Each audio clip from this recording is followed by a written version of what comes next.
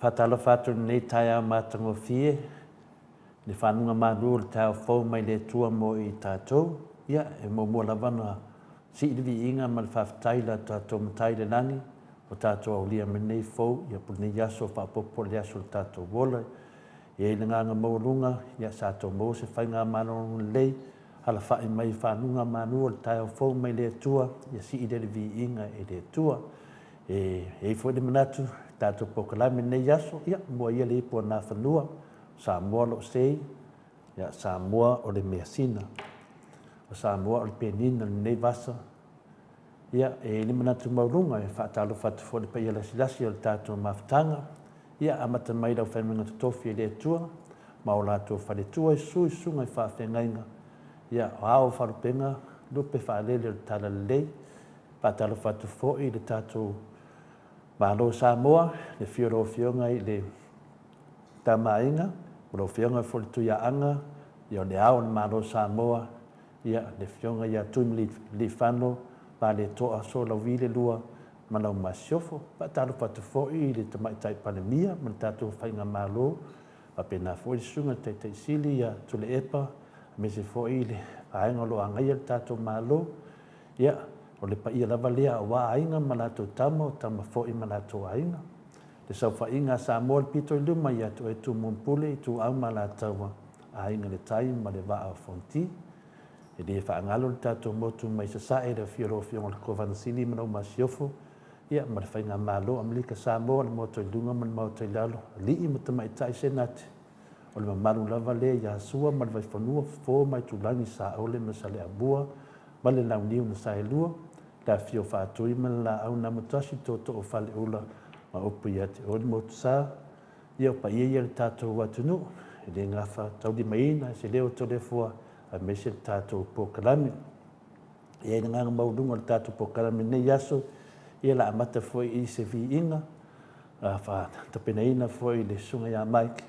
Ia wā foi le wha maurungina o le nganga ma le vi inga o le atua le tātou maftanga nei tai au ma do le usu. Ai whafunga mea vi inga leo le atua nā tātou amata mea iai.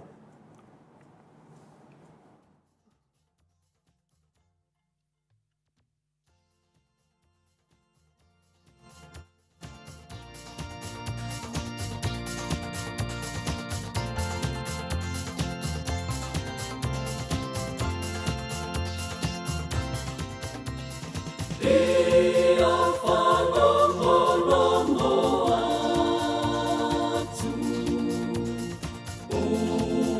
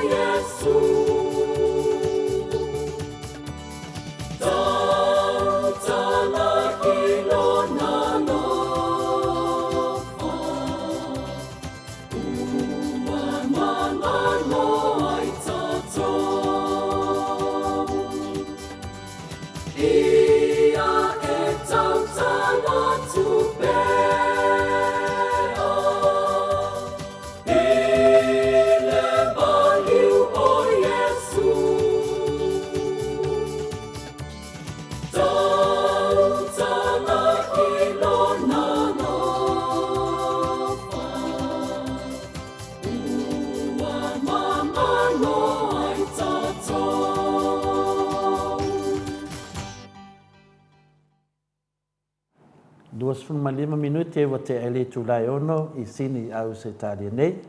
Ia o te motunga afa ia po o se marutai au fo I wa tapena ina I le tātou mauto Samoa vi inga le tua a me se fo I tātou mlei fua mai I Samoa. O se manatu fo I wa se mafaufaunga fo I po se manatu fo I mwhai e una tātou whaasoa I fo I le ngango le tua. Ia le vi inga nao le tua whai mai a whai e te le mawhaia sau la unga o na whai. E ngā tusa I le tala Paulo e pei o ia na la unga ai I e tau tala I pea I le maliu ke viso. Tau tala I luna alofa wa mangalo e tātou nongo vinga o whamanatu mai fo I tātou o le tātou wha atua tua. A whai e te le mawhaia sau la unga. Nongo vinga ia o lo mawhawhau le maliu ke liso. E ia sisi mea te tapa iai. Ai mawhawhau le maliu ke liso. Ia e nā e mai ele whātua le au tua I fo se manatu. Ia po se tātou taumawhtanga fo I wha le anganga nei tai au. Ia ene manatu maulunga. Ia nisio tātou. Ia whāpea whenau na awai atu fo I tūlanga o roto le tai au. Ia o le taumawhtanga le upu. Nisi na awai atu le misa. Ia o taumawhtanga le tino ma le tōta pa ia o le ali. Ia o le tai o ngalua le nā a le atua I tai a uma. Ia e whapena niso atu nu o laulangi. Ia o lo whapena ne ese aso, ese aso e whaatino ai. Ia le mawaenga Iesu, ia tō whaia nei mea. Ia whaima whamantunga I aso uma. Tātou te ai. Ia tātou te whamanatu e pēr. Le maliu, malto e tū. O le tātou I whaola. O le nganga mawalunga na tāte manatu e foi. I le whaafonga anga foi no malo le tātou au whaafonga. Ia o le upulea o le whaatuatua. O le whaatuatua, ia e tāwhis isi I ātangata ata mai le tūspa ia. O le tantanunga to le fua, o le whaatuatua, o le mea rofa le atua. Lano rai whaatino lava ne mea rofa le atua. Ia o tātou lo wharitala I a apele amu. O ia, o le tamā, o le whaatuatua. Peila o nā le tau mai eise na ngona tātou te tatana noa ne tau le whaatuatua. Ia o le whaatuatua ola na. Le whaatuatua ola na le tamā I a apele amu. I no whaso solo mai a mawhana nau mai le te le o le whaatuatua. Ia ei fo I whaatuatua e mo e whaatuatua ola. E foi mo meu whaatuatua whaaforinga. Ia e whapena lava no ngā ruan whapena sui fuanga. E ese le mea lofa na mai e le tua amata mai a apele amo. Ia tō tele lau whanau peo leo neo sami. Peo whetu le nangi. E iai foi ia whaatuatua whaaforinga. Ia ai sili ia lava e ia le whaatuatua moni. E o whaatasi ma le whaatuatua lea na mai e le tua ia apele amo. O le manatu fuina le whapea, na tuina mai e lo tātou alii ni tūlanga whaingofia mo tātou whaatuatua. Tā pena le tua e le e se whaatua o hina o le whaatuatua. E whaatusa e peia o le sinapi. Whai mai a le lei ma losi lau whaatuatua. Ia tau lawa ina o whai atu i nei maunga. Ia alu se ia malwatu le pito. I whapenana e whai halu le pito. Ioi, ona hanu ai lai alea. Aisea, o le whaatuatua na moni lava. O le whaatuatua na e leo iei se whaaforinga, e leo iei na masisi ambea, o le whaatuatua moni na lena tuu e le tua, ma bai e le tua ia apele amu. Ia, lea lai iei le whaatuatua lea, tātou lori mena tupu ia apele amu, ia, sa iei fo se sea apele amu le tau whaatinino lea whaatuatua, e na i wana sao. Na sao lava I lona atari. Ia lona atari isa ako pe tātou lore tala masani. Ia na mai fo le whaatuatua I le tua. O whaawinga se fo I apele am. Ia peta iane. Ia na toe sao lava le whaatuatua. Lea tātou te iai. E masani lawan tātou suat pe se whina le tamaha le whaatuatua I apele am. E ira ni manatu mawalunga lava. Sa whaapea nisi. Ai se au whaapea ai. Awa e leo tātou. I te tonu na tuspa ia, I lona mātei o sfuma le fitu, lona whai upa sfuma le iwa. Whapea, ono o ane e leo le au so o ia Iesu, o nā o I lātou o whapea ane, se hale mea na mātou le mawhai ai o no tulia o ia. O I le whaswhai upu lea o lo tu dai mai ai se le nganga whina le pei na le whaatua tua lava. Ia e le mwhain whaatino. E le mwhain whaatino. O le whaatua tua e te tau o na e mawhai o na whaatino le na mai a aple amu. O le nganga na sa psidi ei le uso o ia Yesu. Ai se au whaape ai. A wā e le o i tātou lava a o le atua lava e whaia le ngai oinga. Ia vai le iai. O le whai ngō fia i au tātou le whaatua tua na mai e le atua. O tātou o le whaatua tua matari tonu iai. O le whaatua tua moni na. Ia o na manawa e maunga aru whapele mea, aru whapele. E le o tātou e whaatinoa. O le mea lofa le atua. O le whaatua tua na. O le whaatua tua na whina le o te manatu e fo i tātou lava wangana sa moa whaatua stusa atu i mau ia whaapea whina le ai le i o atu le tara le i sa moa. O le mana whaatua tua tātou tangata. Ia moni mai whamaoni. E ma whainau o toina mai nei leinga e masani ia tātou sa moa pe hawhaila tō launga. Ia e whaapea le whainga le launga. Ia, o le launga na e au whiri ai le mālo, ia ma le atunu. O oe, o le launga, e to ai le au o le manite o li. Ia, e whapena lawa le tātunga ngana te whaalongo ai. O le whaatuatua lai le nganga whaasamo, e masai nena whaatusa fo e nisi. Ia, o oe, o le siapo lau tele, o le la au ma whala e manu ai le atunu. O lo tau mai i le whaatuatua lea, tai pia whaatuatua, a le leilo whaatuatua, na lo whatua i maunga i e adu whia, i e adu. Ia, ai le oi lai whaatinoa, e whaatino i le tua. O le nganga maurunga la ma le nganga tau whaavupula tuai, i le tele o whaatuatua o tātou iai, o le whaatuatua whaaforinga, o le whaatuatua tau ana whaatau nuu. Le ai, tātou o moni e le whaatuatua i le tua. O le whaatuatua le nā. A ma whain tātou whaia le whaatuatua nā. Oka se mā ngaia e te ola whiwhia ni laulangi. Ia aua mauti noa o lo moni lo whaatuatua i le tua. Whamei o le tua e ona le mahalosi malawa ma e whaavavau. A whai e te tari tonu ia te ia. E te whaia fo i mea e winga ese e peo na whaia i Yesu. O le mea moni, o le a e whaia mea e siri atu. O ia wholofola mai le nei mea i le tusi o Ioane. O ia lo tau mai ai i whinale ai, a e whaati noa le whaatoa leo.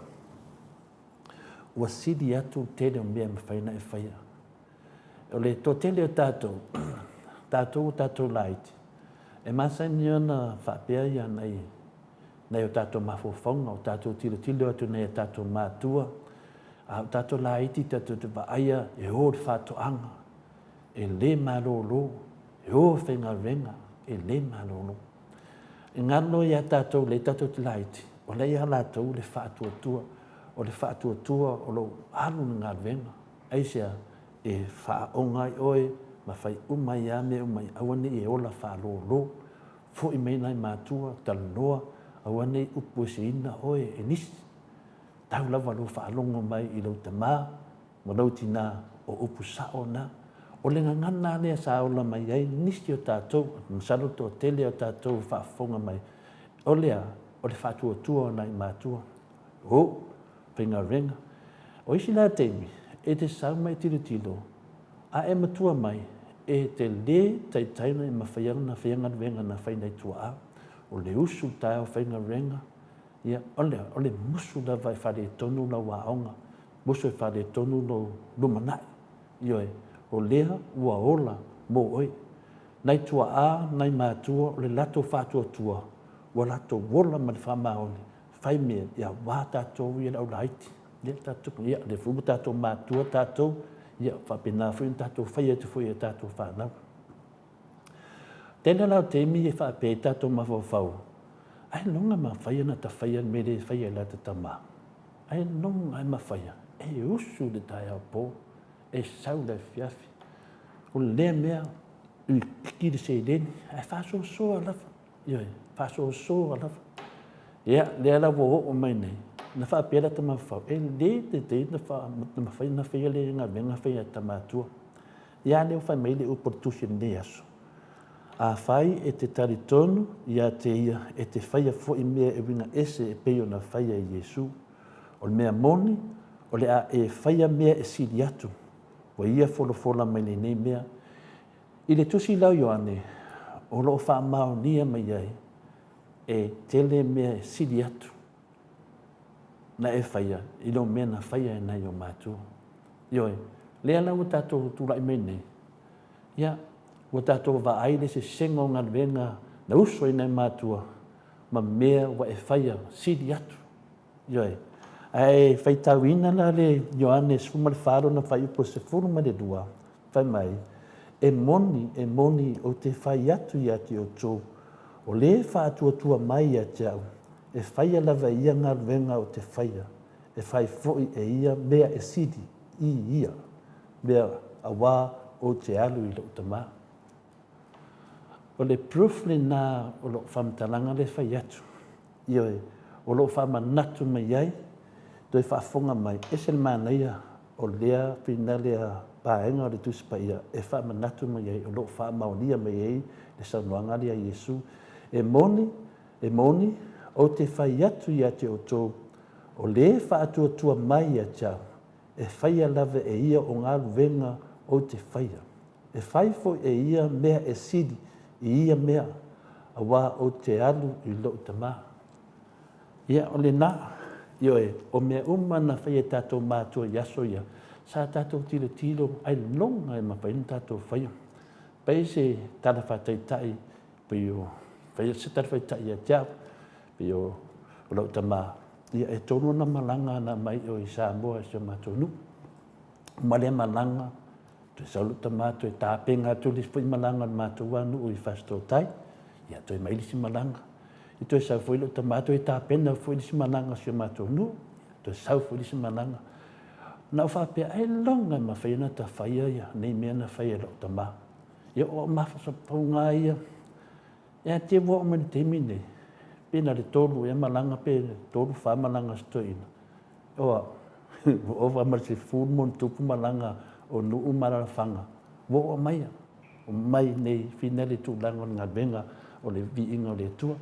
O titilo atu, e sa o le lei a le tala lea. Io, a e whātua le tua, e tilo rola i pe whawhea, whātino ro whātua, longa winga, e tele atu mea mwhain tātou whaia. I lo mea na whaia ne tātou mātua, e whape nawhine tātou whanau, a te tilo mai whaia tātou mai mā, o le makua le ma whaia mele ke whaia, o dad, kua le ma whaia na whaia, le ai, ala upo pai meritus pa ia. A e whātua, ma e savali a wala ke liso, e sili atu o tō mea whai, i mea whaia tātou. Mātou ni o tātou mātua, tō mātua ni temi, pi e whape nāsia nganga o tama whaia tūwhātu ni tai au o lou whātua. Aua te whātua whāwhoringa, o le whātua whāwhoringa, ia e re manuia, e moi fuleata, e le te teina ma whia se mea, nā o ni wholanga ma whaina e whaia, ia mani winga ma whaina e whaia. Ai le te teina e la sia, le me lea utara noa mai e tātou tusi pa ia nei tai au, o lo maua lea li Ioannes puma le whā, lo na pai upos puma nua, ia, o nālo wha mauni ai, a e whātua, ma e sa bali au wala ki riso, ia o nāle tai mua ino mea umalawa, nisi o tātou, o tamā, ia, e le leile la unga wha Samoa, ioe, wa ai aku le la unga wha Samoa, ia e mai foliata, ua maliu tu tamā, o le maua, aisea, o le lava o lo whātua, ia, e whapena, whapele o lo ukamā, o le moka le leia le mele, o lo ukamā, o lo ki ngā, o mokua number 1 le mele, e se ame o le maua i tātou, o le whaaforinga, ia, e whape, ia, le ai, e tū lava oi, o le te me, o mai ilo tufa, le au whangota, au tawola, pe o le whātua na, ia, tāru sia, a vena nā whātua, whapena o na, a o ina i tātou, a o hao whina i tātou whānau. Awale matira, awale aungatā, ia awale ma pewa lalo whaiva e whamanuia nei whānau.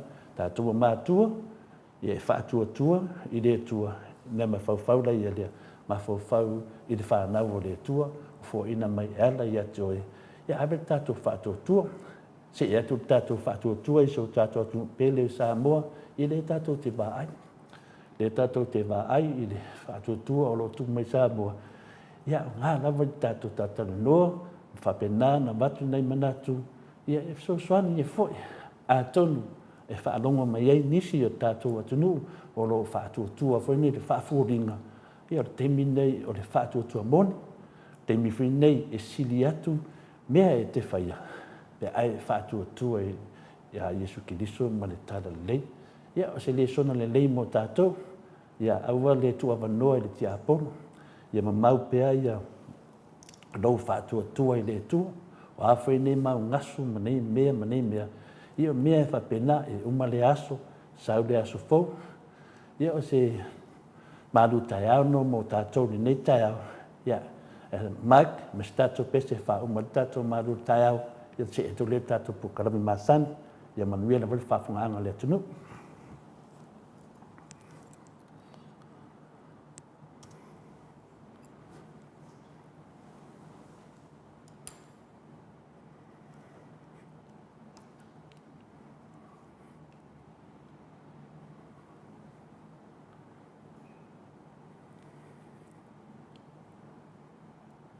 Mike, me se vi ingana le tua whamanmoni.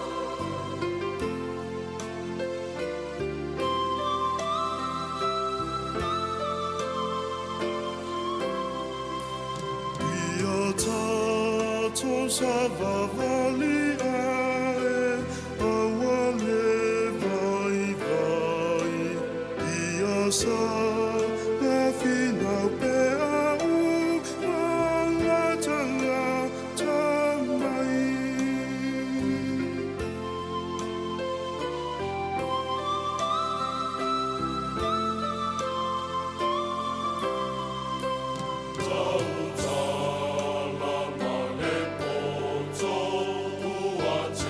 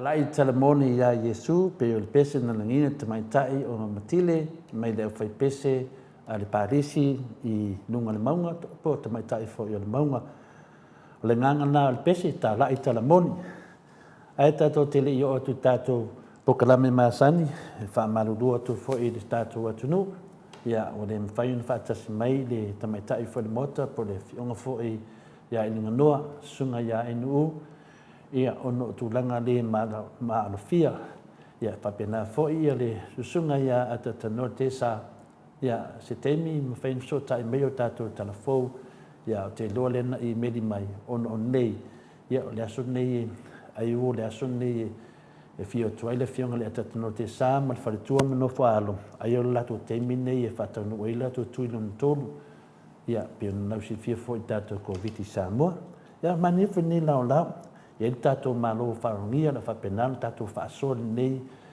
whina ni tāma tangofie, ia se teimi o na whaaleo atu le tatou malo, o tatou pokalame, ia o tatou malo tai au pe o na whungaina atu ia le nā, ia whuina sila fia e tatou, ia tatou lava pale. O nisi o teimi sa masani lava o nei nisi e whaitio mai tatou pokalame, o na o le tūlanga lea, ua avesina to tele o tangata, mo le sila fia le mamalu le tunu le tatou pokalame mo umua na sekiina faapitoa lava auā lava tamā matinā matua ona e tatou matua e loni matua o nisi o matua o tatou sa seki faalelei ene pokalame o le ausinasina ia mafaapuina ne pokalame o le maoto sa mo viiga o le atua le gaga mauluga tele pokalame mo tatou le aumalosi le aufai mafaufauga e faafeanai tamā matua iva sumatolu tausaga se lau tausaga, iwa sefulu tausaga, fitu sefulu tausaga, ono sefulu nai lunga tausaga. E ape se pokalame mo latou. Ia pe o le agaga na fuina le tele o teimi o te kago ai au ia i lunga o loo lava manatu tuatasi. Ia e ave ese ona le toʻatele o tagata, ia e tau lava o tagata e fai o latou mafaufau, e ini latou faatuatua, ma faini tatou faatasi. A le tele foi isi pokalame, o le isi foi vaenga luna lua e au na sila fia. O le pokalame nei, e toa tele lava ia e tapua i po e lango ina vanga whawhai o le HRPP, ai me se foi toa tele o lato te lango ina le sungai le te sili ia tu le epa ma lato vanga whawhai. Ia, o le foi tamanatu foi ta ita ia, a mai se pokalame, ua dominate umai isi pau pokalame, tangata he te e te whaitauina pe pokalame mo te mata tuai. Ia, ua peo se pokalame whinane na lava ainga. Ia, a lefu manatu fo ele moto sa movi ingo le tua.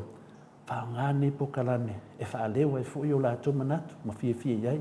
Ioi, se longa wa ai atu, ua moni pokalame se ono po se fitu, o lo whapena, o na maua ele ai ata tau tangate. Ia no fitoa o lo la ia no to e fo i leo to le foa, i le mena a mata me e to le fo e te minei fingar mali tele mau pokalame ave lo fasoa ai le fia ia au popole o le pokalame nei mo tangata matua o uma fo i ona allocated to le fo ma le sunga ia inu ia pape fo le sunga ia tanua ku mai deve noa i nisi fu mamado le tunu ia le to te mo le mau ina level tele o mau pokalame ia o pokalame level vanga fa fa le fast. Ia, le isi me lea ngai, a wa tele lia pokalame, nato te lango ina ma lifa o lato manatu. Ia, o ai lo tato ia le ta o tangata le, e fia le fast, nai wa tele na pokalame, o le pokalame nei, nai ma manu le tunu, fia faa leo e fu inu lato fu i finan manatu, i lalo le mauto sa movinga le tua, lea wa tatala atu mo lato, a fai lato te fia mai to te fia whanongo longo ai, ia tato whanongo longo fatasi, ai ua te tau le pua malafo nanga le whaali fina ngalo o le mamalo o le tunu e hala le panga whawhai o le HRPP o le tasi nā mea awane i mene o le tole fua ma le pokalame na amata mai ta amata mea le pokalame tole fua o te lia nga e ni pati o te anga i kongu lava mea o te tali tono ia le ala o te tino mo te tino ia na tasi lava le pokalame o te vaipi e tala noa i media pia le pokalame le whiunga ia ti manu matua ioi leo pe wa nua ai mo meo pokalame e le fa ali ese fia poto se si nei meo pokalame fa ali di tato fa so fa tas Me la lea tātou ia whapea pe whai me whau au tole fua e le ai. Tu ule apo kalame, ua mai ele mamado le atunu, e fie lango ina le mau le sunga le te sile tu le epa, ma ua lea ua tātitia venga leia o le nei tai. Ia ro ine po kalame, e mai e whaasoa tuai. Tata noa tu ma lapo kalame, e whapena whamalmainga i le teimi nei, a su mai la pe whape te whaari mai e te sau whapea e whaari mai lo ata mai ku'u ngā po kalame. Ia, le aina, e waki whape ku'u, le ai, mano lo nei, e alo vai po kalame le te fia, e tu po kalame lea, mo e o lo fia, e wha leo e whio lato manatu.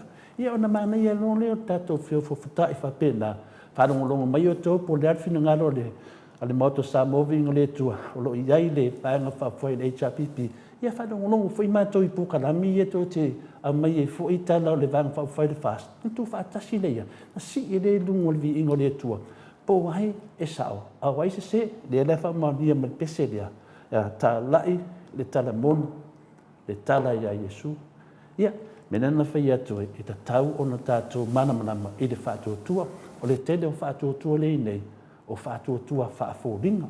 Tātou wō e whātua lea wo umana wana whamai eile. Tusi sa tātou whaitauina. Ia, e sili atu mea tātou te whaia. I leo mea na whai ilu mātu. Len whaatino mai Yesu. Nongo winga, whapena. Tātou wō whapena. Whai e tātou te whātua i lea tua. Moni man whamaoni. I ma whain tātou whaia mea sili. Tātou whaia tātou whasenga. Ia on sai whoi. Ai foi ni uso muito fafine tama matua we mo mai foi po ani fa upunga fa minu tato pokalame ia le nau fa yatu tato fa tua fa tasi le tua yo e le fa masino ina tato ni stangata e fa masino tato matai lan o ni foi vola fo mai fa upunga de fa alo mai ato le fo yo no sai auto te pole tato popole a pe ai mai o le sa fa yatu no fo e le tole fo i se tai o tulanga whanga solonga tātou pokalame, a mai al peselea, e na suma i leo tātou mālo, e whauau tātou pokalame, o lea fo i se mea lampa in tātou whaasoa ai, a o sa sāu tātou COVID-19 sa moa, me le lau sunga maik, te mesi tātou pese vi ino lea tua, whamoni mole rafa.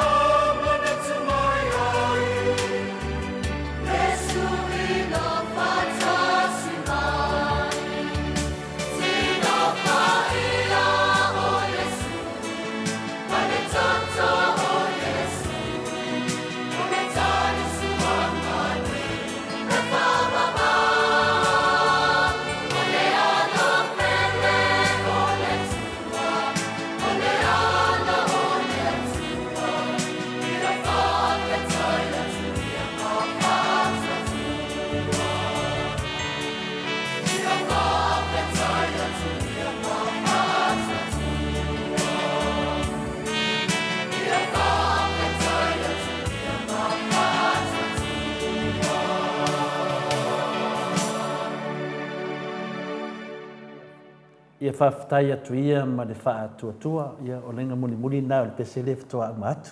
Ia whapena na whawhatai le tātou insinia ia atonu o lo mamlama le insinia le ngana sa mo. Tai doa ile nganga nei tai au ia o tātou wha tua nai whamanga la iti nā. Lesi mea hau whena si le fia tātou te le atu tātou mālo. Ia o le tele o temi sa tātou noa mai ei i matau pōnga onga mai le amtanga. Ia leo wa tātou wa aia tu lava ato tau leia ua tau nu. Ua tau nu i pe pese le whakasa whasu mai lua ua tau nu pe o na ia whetalai mai ai. Le nganga maulunga na vanai tau whin tātou whiwhia. Tātou via whiwhia na mauto sa mo vinga le tua o lo watu ai. O le tasi nā mea o lo mai tauina e whene tātou pokalame. O le tele mo mea o whamtalanga ia wasese ai le mamalu, wasese fo le fua le tō whama le tanga. Ia wa o leo ninga mai se mea mai latau sanga me tau sanga wau wa aipea. E leo tūlanga ne tauni i te tau ana whama namane maru le tunu. Pei lau tūlanga ia sa tatanoa fo tātou pokalame mai le talenga ia la le pule. Ia o whamanino mai nisi mea o lo whapenahana ve vesi e le mamaru le tunu.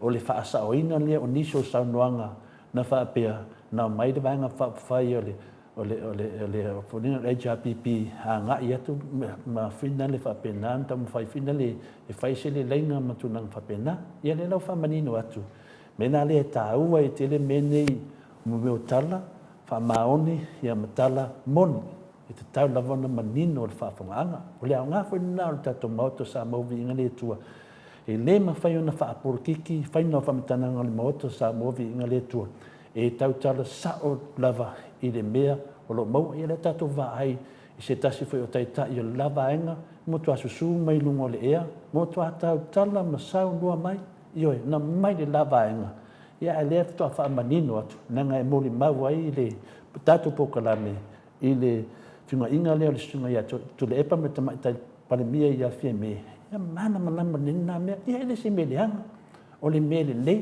i lea lau tato vava ai nei o le fina ngalo lava o le taite sili atu le epa. Lea na mafuai ona tutupu umanei mea.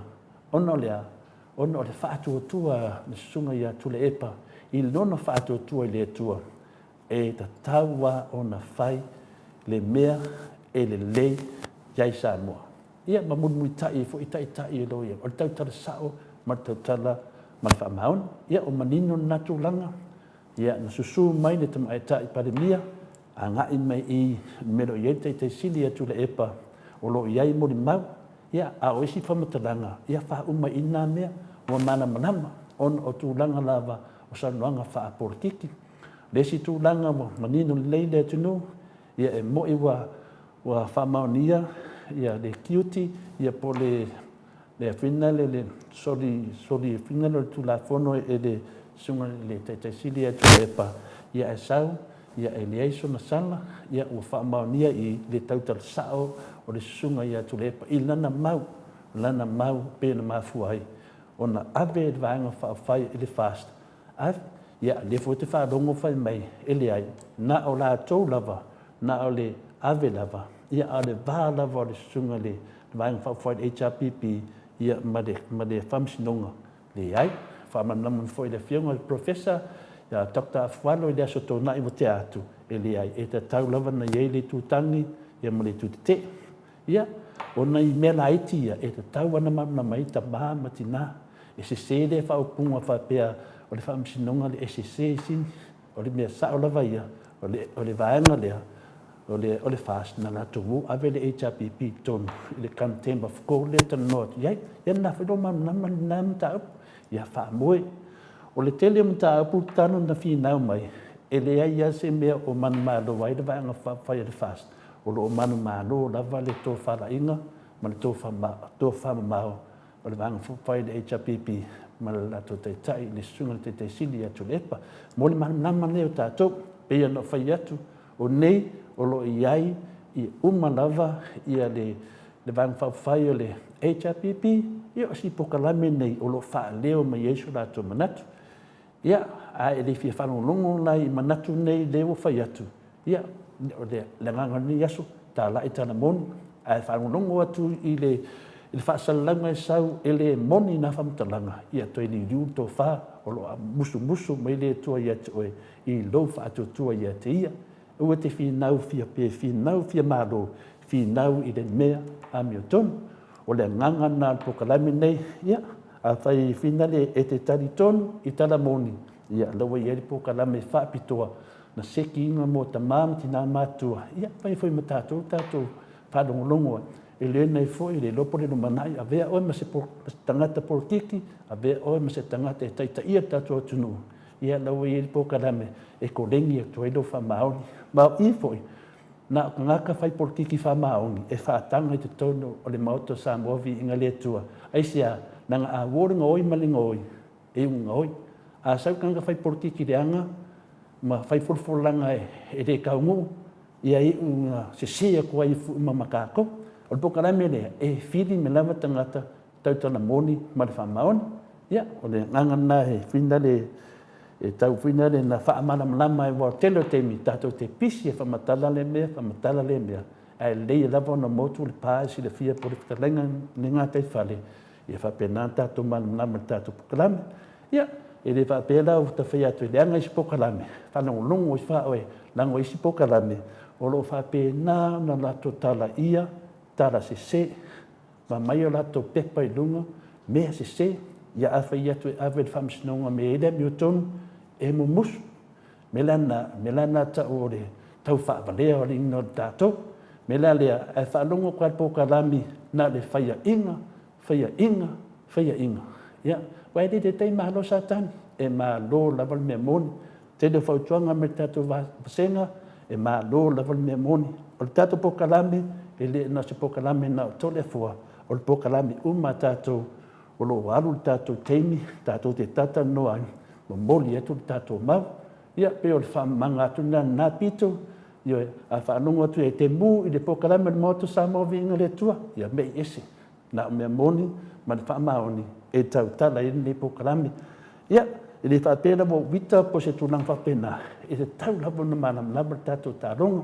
O le whiwhianga ia tiau, tātou whinau le onunu fua. Tātou whinau le onunu fua. Sau le tali i e onunu fua e le lima nu fua. Po le alo polo fesa mo lo poto i whea o le tali e onunu fua. Tātou whinau mo le whātautou inga o suia le HRPP, whapea mai whalai tū i le whātautou ina. Toi o toi whaiwhai ngā pālota.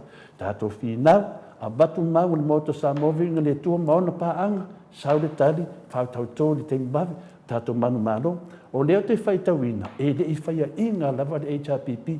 Paua mena whaia inga le HRPP, na whaia inga i whamsinonga whunga le whitu le na whai. Ia, te le toi o lea, tātou lo umane unga na whamsinonga. Le na mafuai na ave le sunga te taisili atu le epa ono o lon tau tale sao. Ia, tātou te le toi fo ina mea. A le fo umanu maro le HRPP. O le ana vai manu maro le HRPP. Ana o le whaatua, whaaforinga e maro. Ai le ai, o le whaatua moni na le tua. Le lau tātou o mani teimi nei, ua sa sau whaafi te COVID-19 Samoa, ua whale tonu tātou ngā ruenga, ia ia le wei tātou maro i lunga. Ia, sa si tātou vi inga le tua, please Mike, ia tātou whaatalofa atu leo tātou maro ia si puleasa na fsosoani i tātou mtau kumnei tai au.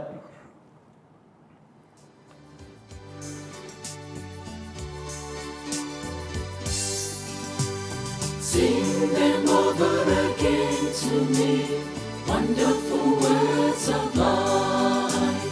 Let me more of their beauty see, wonderful words of life. Words of life and beauty, teach me faith and duty. Beautiful words, wonderful words, wonderful words of life. Beautiful words, wonderful words, wonderful words of life. Taulau mai pea te imato, pupulele e ona. E fia atili ai, I pupulele e ona. Pupumalia I loto, e mawai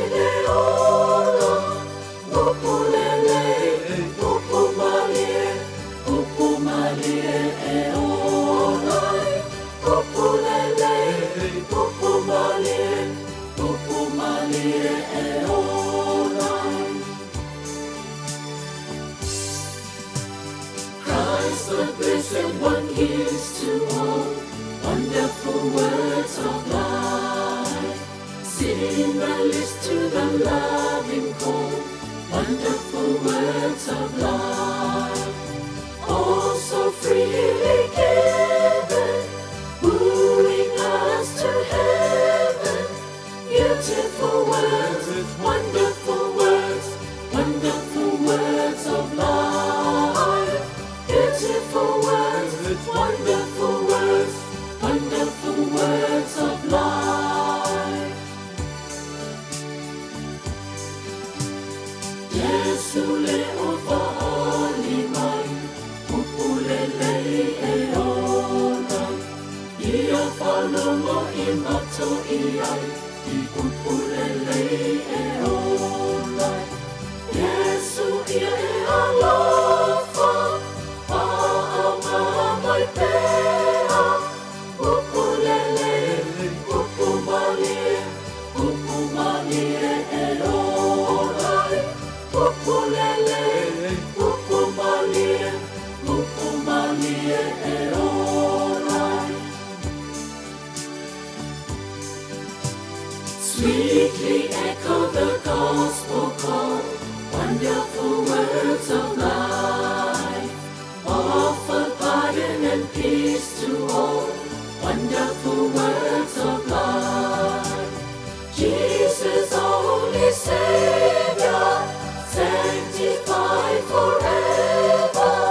Beautiful words, wonderful words, wonderful words of life.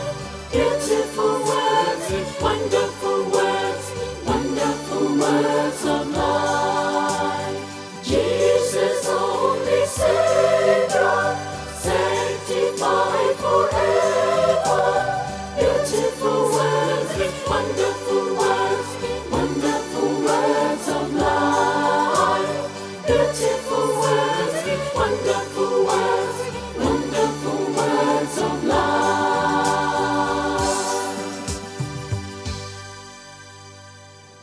Upulelei e olai, e se manei o upule nei pese, upulelei e olai.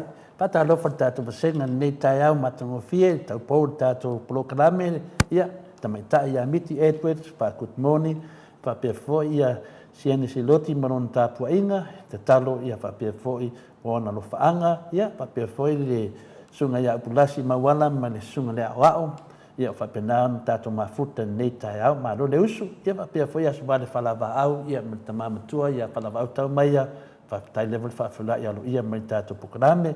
Ia, e seta whamsanga, good morning, e seta, nau mana watu le emaili, I lunga e whailoa tu iai, ia le emaili, ia po le telefoni fo, ia le tamaita, ia whenene le Samarianga le, ia Maria, tusa fo I manavaya da Isea, toi sa avusa, whaftai lava toi, whatasi mai, ia, nuna tatu Sky TV, New Zealand, ia Kilani, Minintone, ia, bailuanga sei pule, ia, marola varsoi fua, ia te oi, whaftai lava luanga, whatasona mona, Mano mo falai au Solomona Paulo Banks ang fapai o tatu pokalame lo fapena ia lo fatfortina ia faasu na Christchurch in New Zealand ia fapena Paula mo le tolo fa tatu pokalame ia o Tina Tayana good morning Tina tole foa ia o le fatasi me utina ne tau fo tutunia le marofia ia fape fo ia le baby Fretin ia fatasi mai ia baby ne tau le mfina ngalo ia tau ile fionga ia Manusina Pe Joseph lo fa pena na wa ya tu Polani ya ole vanga au Amerika ya manisi foi uso mtu fa fine la to soani ya wa fo ile stand by wa mo fide mulo langi ne ti uso se ma lo si le tu no Lucia ya tau la vai tau fua fa pena fa tai lava taua vai tau fua a finale a on mato senga na fa tasi mai sunga la ka arona ya pole Manola malaka ya falilo tavale manuanga venga ni yaso ya ta moli fano ya manola verso soifua le mo atu ya lo tusi falile mailo fa felwa ya uma fa mau mo tato pokalame yo aso mai yaso ya matamata neto fa nauma ni to walo tilo atu esile lelo tina mano fa punga fenunga esile lelo tamakele mete lo fionga le apostolo ya fortu ya lima good morning manola verso soifua kele mete ia e umanoa sulea mai ke sumatato pesele pe na iai si dia tu disi pesele na fe mai o te dovi ingole tua ele le uma fa te tele lava linga ngue linga lenga le tua Ia, o heni atu ngā vaia, whaatasi mai tātou pokalame, whapena, anga leile tua, mo tātou pokalame whia la ka arona lau whili, ma lau la whaafofunga mai i tono whalewhenga renga. Ia, o RJS, whaatalofa o tātou pokalame, whapewhoi paanga masani. Ia, mili matangi, ia whapewhoi nisi o whaina whaareo atu ni nei temi. Ia, lela tātou anga i Samoa, au te i whaatalofa atu la i le susunga ia Alessio, Mulipola mai i Melbourne. Na u sau nei whale o la tani lua nei waweao, o na sa mato mafuta fui se tasi fui o tamā fui o mafutanga o tātou lunga o tātou autostusi. Ia, o le tamale ia sili la ai o kene, ia, pia whale tua ia le alovi purchase o kene. Ia no whaatasi atu ina o mānawa, walu ina pōi ma moli lato vai whina mo meo oio whina nenga whatana no fo ilit mai ta ia fiso li si whita tau tanuanga. Ia wa kaungu o malali oka. Ia walu nene mo moli la oka. Ia, o whate ia o le Samoa mautu. O whate ia e se le mautu o le neita mām, le neitina tawa ai, ta mita ai. Ta mita ma mo le Samoa. Mautu le ainga, mautu whanau, mautu le, ia, ta te le selu atu nei mātua, whaftai mā lori whinau, tau le lei ai se o tātua tunu, le lei mautu, lunga o tau nono mautu, ia me le pisa i tātou nei bai teimi, o le so na tautala o lea, ia ai le mautu, ia o latu ni o le matua mautu lava neita mā, ia, mori atu lo whaanga, whaftai tele lava na mātua whasoa whai ane aso na pō, ina o loro lei lava o tātou pokalame, vave amata, ia, ansa amtua au, ave atua ilo fia mātou te whasoa le hanganga o le li, ia, se ainga ilo lotu, pi le tua, ia, o le whaatua tua nā ro whapena ni tātou, o nei teimi, whaatalo whaatu tātou mālo, i lausunga Alessio Mulipola, ia, peia na lausi fia fule tunu, ia, o le whaatolu o le enta whasoa nunga le ea, ia o tue tā pāfo ia lau fionga, ona se mta upo foi manatu tātou pokalame, o lo ia o ele tali, leanga lea me mafuai na o manatu, ia o tā lau leilea, o te whaasoa tu iai, ia whapena tali mai, ini mta upo wa lewa mo miai, lau fionga, ia whaatalofa atu le nganga whaaloalo, sui o paanga umo nei pokalame, ia whaatalofa alo ia atu i lau sunga Alessio, Mulipola nei taia. Ia, whamalo sa ngoko le fo. Ia, whakalo whaku I lau whionga. Pēn mamalu au whasara lau mau ko viinga. Ia, whapea fo I le au whaafunga le. Le au langolango al pon kalame o whea lava o kiaile. Whasara lango al pon kalame. Mākango whie. Kālo whalava. Ia, ma no lava le soifua ma le langmanuia. Leo whaafunga atu le maru le tunu I le suifunga. Ia, e le faufa ia la tau whanonongo mai, ia o whapena o na maua temi matatata noa, ia o na oe se tasi o toa manu te tono o whina le Melbourne nei po Australia nei, ia sa e la sia fwoi ni tūlanga ni mtatia fwoi, ia e whaia ea e fwoi manu le tātua tunu I tūlanga lea o lewa na bea oe masui o nei mea o iungi o tangata whainga ringa, ia wa lava ia ma eli taia mai lava ia ma sa o foi nisi foi tu langa e tam fai avea o masui se sui fina le tono o maro ia fina le ausitalia ia tu langa umana o lo ia o ele ato toanga o le o le tananga ma to sa mo vinga le tua ia a wa levon tomo fai o ia ma wa tali nim ta e maro soi fua malang mania ia o lausunga Mulipola ia po Alessio Mulipola ia lewa lau si da fia le tunu ia lau sunga pentato tatano iai ia e lenga nga maulunga ia e le lau le leia lea o te fesili atu ai inisium ta upu e ta ua I lo whasoa mai ia e mawhai ana e toi whamanatu mai ia Mulipola ia le ngā ruenga sa e au wai ei pia no tau whai whapula atu lau whafonga e le latu ta fesili ia whapkaikele lau whionga ko le foa ia afkai fo mo le fapsil mai winga I mesa pe ngai malo kanga ka I ka ko wa ma wa ngi fako nge kungu ia wa o lo sul mar ko ka usanga o fanga ganga le avea umba ofisa ile yungi o yungi ka ole AMWU po le Australian Manufacturing Workers Union ya Australia au ya ai balu kausanga o vea o malako delicate fa nga sa o ya ile mesa o fenga luenga ai le ya vea ma ali ya vea ole le official yungi fenga luenga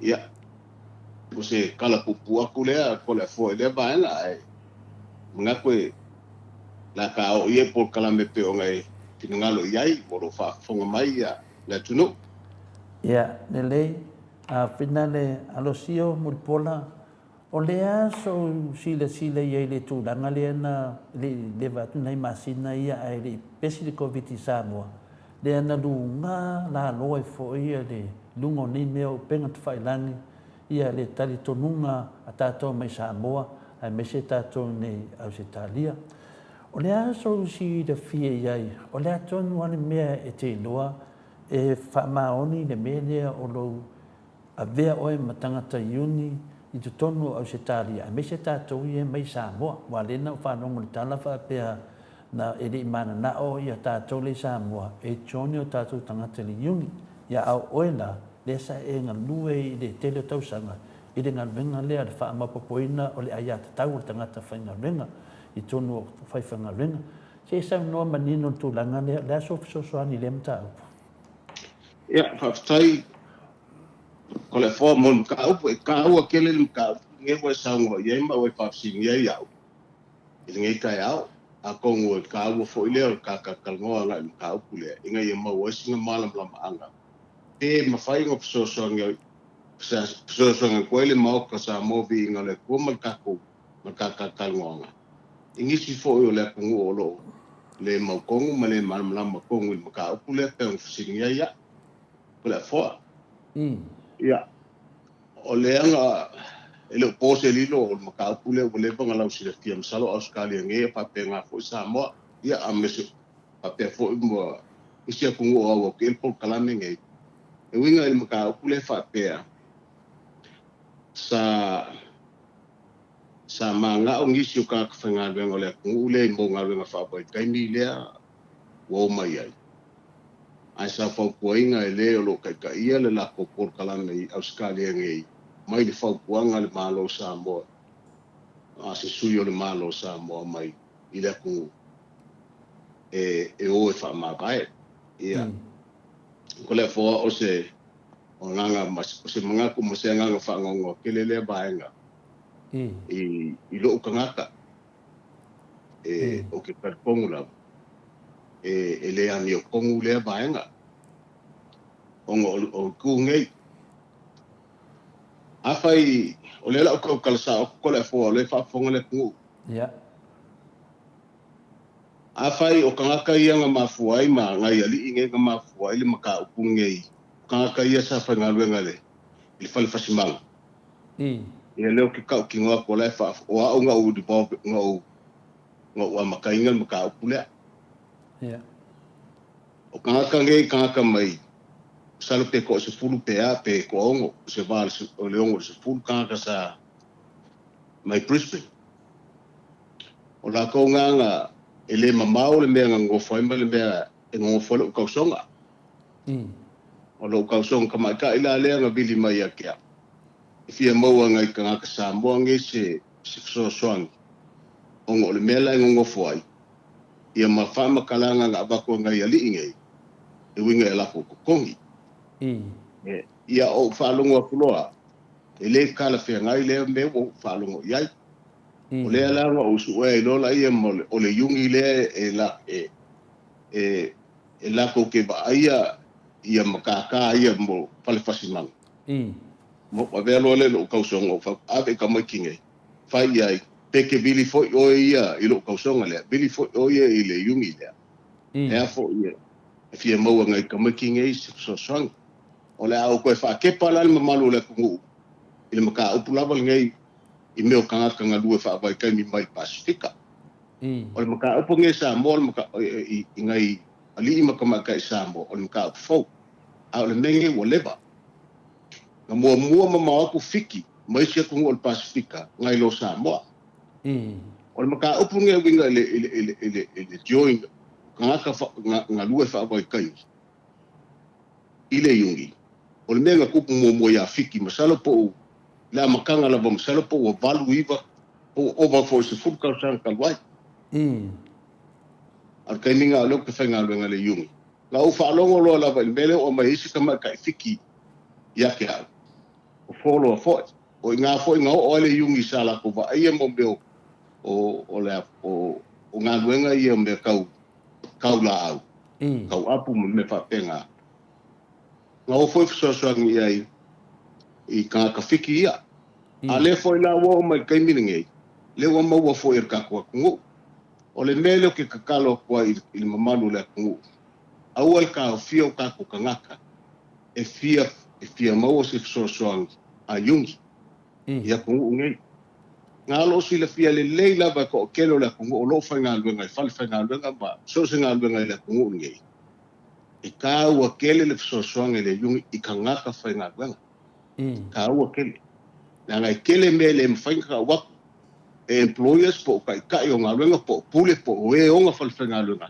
ia o e le kagaka faigaluega I lau ai a kakau na paula kangaka e le mafaiga lakou kauaku ma faailoa keakeo I lau ai a kakau kongo falafaigaluega po sosigaluega e faigaluega ai o yungi o kagaka faigaluega le yungi ai se a na ngai malama le kulafonga I mea kau ngawenga o leo ke kakalo kuai au ka fia ka ko kangaka fia mo se soangi o join le yungi o la wale ka sanga ku ka ko kungu ye fo fenga lunga o lo fenga lunga la ye le ka ko fia ka ngwai ko la fo la lenga pa lo ye ka ringa la so ngai le kenge o ke fia fa ilo I kangaka ka ko kungu pe a fai la ko ke fa ka wainga ai o le maka upula vale I ka whaingaruenga le mai Samoa. A wal ka fia o la o le kakalo. O le kangaka le suafa ia au whai le whapenga ke wa aia kangaka nge leo o whalongo ia I suafa. Ia o ke kakalo aku. E le eisau malo si anga wha kangaka. I mawhaienga e soasong I kangaka o le akungu pia mawhakia pe ai mai se lava nge I la veses. O le mea la leo ke kakalo aku ai. E le ai. E se kene leo le mea o whaalongo I ai. O le whaapea e o e whaamawai. O e sori ku la fonga fo I le po I ngā mea. E iei fo ia mea I mawaenga e mahu ai o ngā ukaukala tune ia. Nanga e o ku la fonga ko I ngā maka upu whaapea ma ko I ngā whaasara launga le whaawai a whaapea ngā. O la ule kakalo aku ko le fo a skaimi o la au whika ngoa klavalanga ieli mea I ka aua kele lava le melenga o whaalongo I ai. E kakao o whailua kula kungu e fisosoange koe I nisi. Ka mai kai mali I whaingaruenga kako kungu o lo whaingaruenga so se mea lava pe a whapea I mga mia. Malo. Ia o te loa pinale anosio a mulpola. Le atu lai spesiri. Manua o fresh lo mafau langa le te pia sau noia. I mawhaina e sau noa meno te minei whamone lava. Se ko fai mela val siri ko la foi le mo le yaku pa mo per tu langa le na sa no nei e me te mana o pe afa pe na le ai le o tu le no ala ta office sta te siri ai man ne ro fa mo mai a mo no kai ko la foi mo le vango o le e ka u ke le nenge ke ti fa so ko le ku o le sko va en ke nge sa ma ku ka kango mai si ka mali o le ku ya sa mo wa po le kala o ye fo isi kamali o le pungu ngase wa le nga yes konfiki o la le mpenga o fai o ka o le swafa o le la fanga sa white ang Paulo le me o Samoa o ke mafangi ke le isi ali isi kamali le ma kala mo fo lo ke o ke ka wa ku mala wa mi ko nga kala mo salo po wa fiku le valu ka sa ka white o lo me sa frenga ngai mali ko nga frenga ngai le la wo mo ngi kala wo ngasi o le nga esku tiki ata o pau ko inga jo le yungi e ma fai le yungi nga wa kala ngo I lo ile pule lo fal frenga inga ia mau ngi pui nga mbolo so ko Langa ke masangi le ko nga wenga ngai. Ia, o le foi ngo mau le sifa makalanga. E ye foi le sanga sa mo go fango lo soifua. Ile ko nga wenga la balea. Kano fai. Ia le mela leo ke kakalo ko le ku mela ngai le o malamalama ye ma salu po o la foi malamalama ye sanga ko le ku ai le fie mo ai le fie fa nga ye ko nga me ele pile fia o inga foi ia ngi me kupu. O le mela leo ke fa pe ko. O so se ngā luanga foi le ke whaonga inga mo meo chemicals. Ko baila au onga. I ei kula fongo a le pungu ulingei.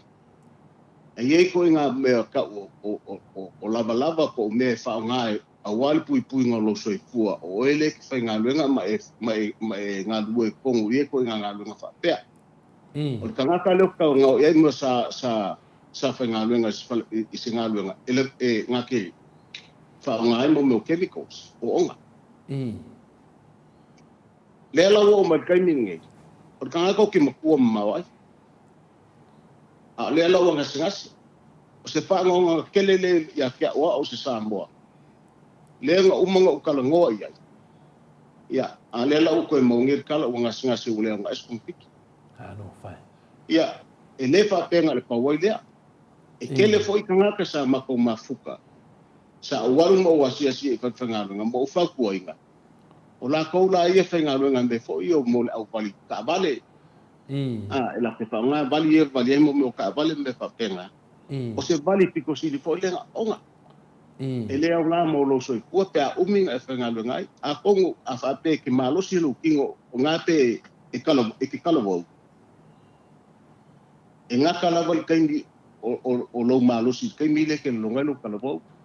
Ai apa pe ongo fiku palu se fuka usanga o e whangarunga pēla wa pēa ngoma ma meangi puiela lo soifua a o e whangarunga.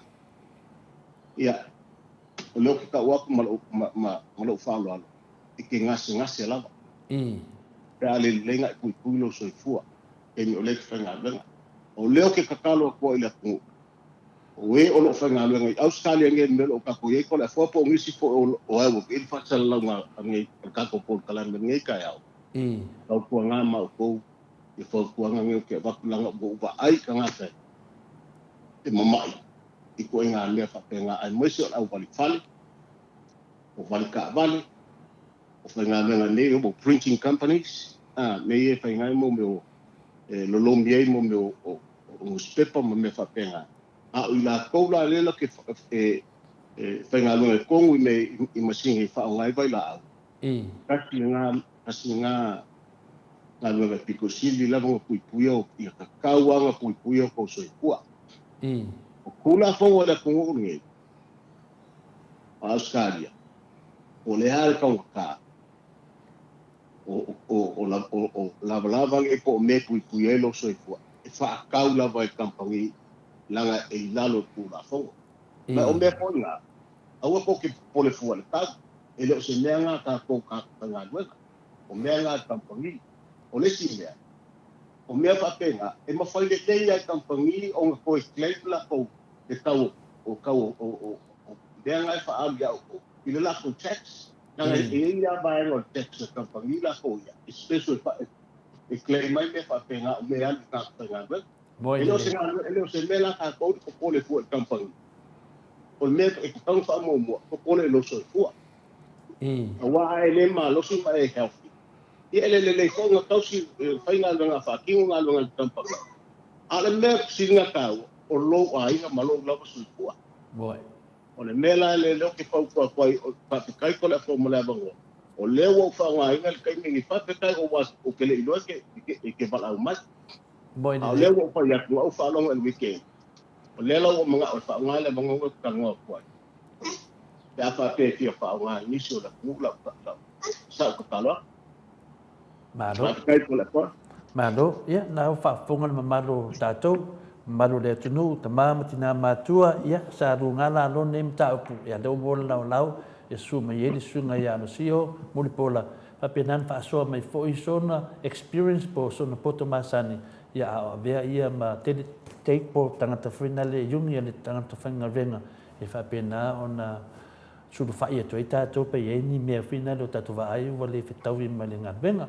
Le sila te siri a whina le whawhawhea la ia ma whapea ta i tele sau me Samoa sa sengila kung kanaki Samoa. A ta sairole le Samoa whapea o le pele tau ui e tue ile sungai ia a whai tu dau lava a whai wa tau lo suafa a pe o tu langa le awangi i tau le yungi. O le lena e ta ua whina le mulpola whapea le fo te awai au li yuni wa todos fu ma tau sanga o tau le yungi. E te li whanongo a si me whapena e te saulo te whinga renga po a lava ai fie join level yungi e mawhai. A le te whaalongo atu pe o le e kau whai makau apalai mai a apa mai a o le a le vaenga le Samoa a lewa i to tonu nei. E se paua mea po le mea e kusa lava po anga mea ki kau uma le kong whainga renga e eira lo ai a kakau e ke join yungi a mutpola. Ia, a te krai ko le po mar whakasili. Ia, o ke whamaru rua po e lau sunga au whai pia whapeu o ka uro suafa. Ai, o le mea mongi la vai o le alofa mongi a lenga o ngā lenga o ka uro suafa. Lenga masalo e ke le o sila fia. E ke ongo kua i kukongo le whamasingonga. E vea o mo le mau kongo le pusa po e leo le witness box. Pe apa pea e ke e fo i lea e mangu o sesi. Pe ke ua moria ia o ese yu ia kangakangi whapupuangi ia kala ia ngai whasalalanga whasoapula whongo. E ke ongo kua i kongo le witness box. O mangunga ngā leo ke ngā lenga o ka ua lo suafa. Ba masalo ke le sirafia. O lea o lo suafa le wangi ngai dunga. O lo suafa lea o lo suafa lea ngā whaia whamakalanga ngai. Ia ele mawhaila wa wheikai ma mamoli o langa sorku la pongo le mele o lo whapea ku sikangaka la. E sanga e ke join le yungi. E sorku la pongo fo le kanga le la ko le o kanga ko le yungi. E whai kanga ia join le yungi e whawhepe. Sa o mea ngai o leo ku whapea kuai. Ia le ai o lo ualofa kia ke o ngā lenga o ia mali o le uso. Le ngā lenga o ka ualo swafa. Ka mawhai alo se mamenge. Ia uange e whale kongu lau soi fua whakanga whaingalunga ngei a kungu. O le whaupuanga ai le whapeo se whakungunga. Ia, malo le whautua alofa. Ia malo fo lea ngan lei. Ia leo whaafonga mai tato sui lea mai Samoa. Ia nao watu whautuanga whina lea tamao lea tunu. O leo lātou o lo whainga renga. Ia ma lātou avea whai lātou ma sui le yungi tono company. Ia e ona mō lia. Ona tanuai e ia tua pata tua me whapenei. E lei ane malosi. E te ina mo la bea fo cliff. Pe te ia mo la bea se tangata whainga renga in masini. Ia o nā loa la te tua tu lava wa e whene upwhina le te tua tu fua o ai. E le mana tu whaftai le mo le whautuanga pina le i le tu langa. E mawhai ana e whamatana ina wa lea te manamlama le tu la fungo tau yungi. Ai tatele i atu lei tātou mele vesi mai tātou pisa ai Samoa. Se tau wha uma tu lava tātou ngasule ni au se tāria. A tonu tusa fo miniwisila mai si vaenga uma laulangi. O ani tu langa tā ua tele e te tari tonu e ao ana e join kongoli yungi. Wa oisi ia e te tongi fia. Tai luata la e le mai aso pe sfuta la e masina. Ia pe o tunang whapena. O lea le tā ua tele le yungi whamolmolia. Whafonga anga mo e ro whangonong. Ia whafkai ko le fua. E masalo o le kari lea e mawhainga kari e la kou umalawa kanga o le atunu leo mo tio le yungi. Ma la kou safisosoangi ele ia yungi so se yungi lava o lo la kou wa ia makaka ese. Ia masalo lo ia kanga le kali ia o le fisili lea ai o la ua mo le mau. E ai fo kai misa la fa fonga mai la ka ko le ku ka Samoa inge inel po nge sa o fuso so ngai o le ka u la o la o le fam ka kala inga kai kasi va nga o mai ai e ka u ke le nga ko o le saunga le mu o lo so fua ia male o ma me mo la ma me ka wa kele o lo kongi wa le me la vale o ka ngo so ai ka fa ia ma ko fongo ma ka fa nga le ia ma ko le i ka ia uma e ke ko uolo a inga ke fa ko fa pe fa pe o le li e ke fa ko fa i do i se ko lua por ki nga lo fa nga ma lo fa nga o nga elo ke fa nga le ai se ka ia uma ai se inga ia mau se so ngi mor ka usingo lo ai Boy.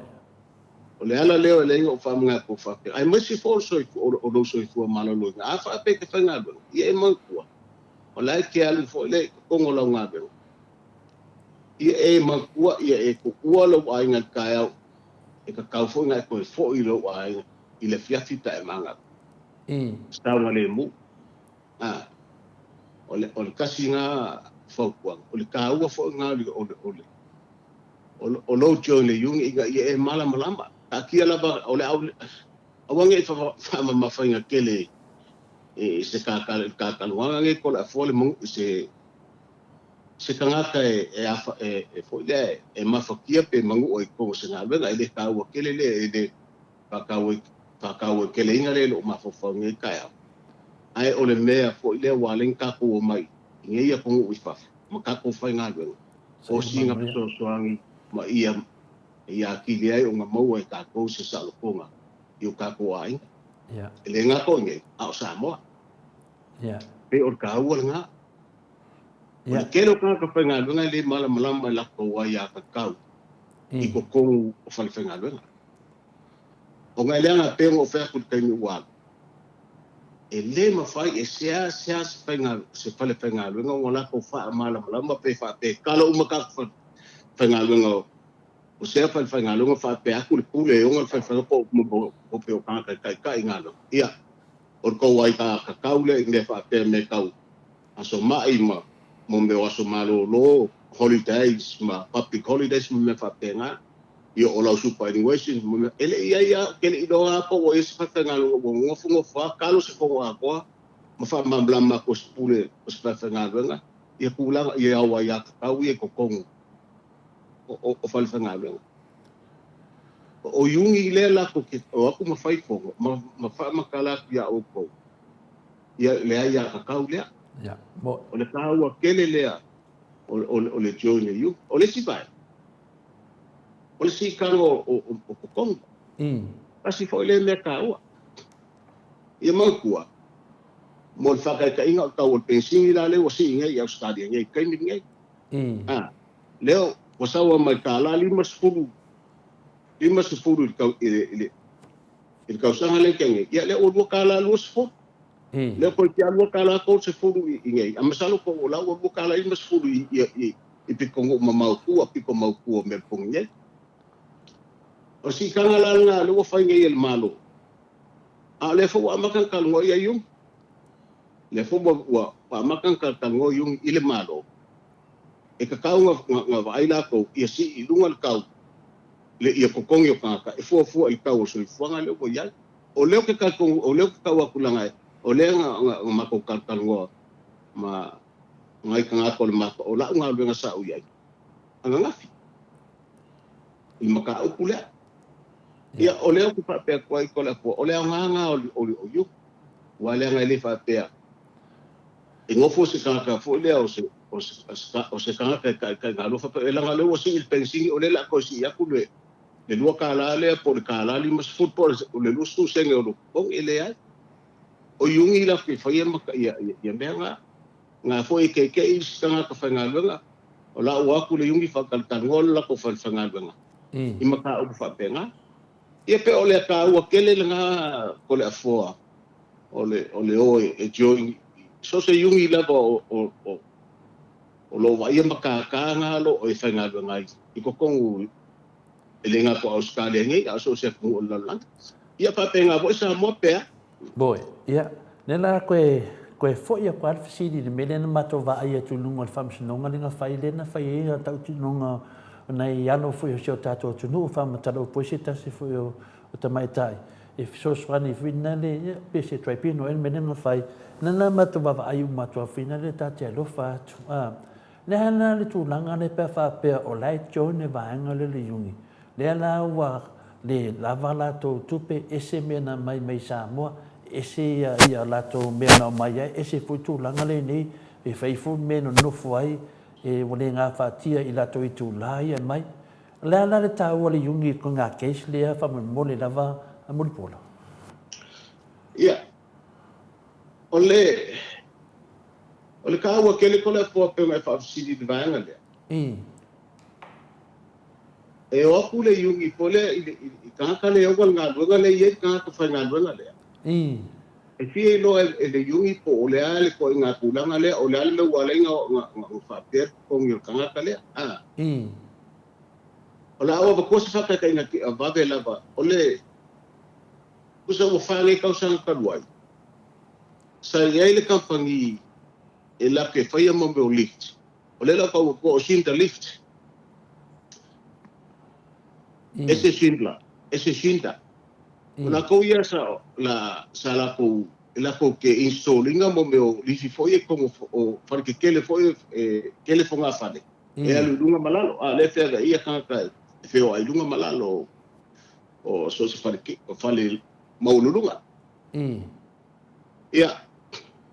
Ngā lūr kanga kai Filipainga amai kanga ka aka mamai o Filipainga amai whapai ngā luenga ngai Melponge. Ai kei ua maua mai le vala au ia ke au. Mai le isi whale lea. Ai ua o ngai kama whamakala i kaka le vai ele yungi ngai. Kau le delegate. O la kau lea whai ngā luenga i o kongi lea. E pei lava le melenga kupu ngai kanga Samoa ngai.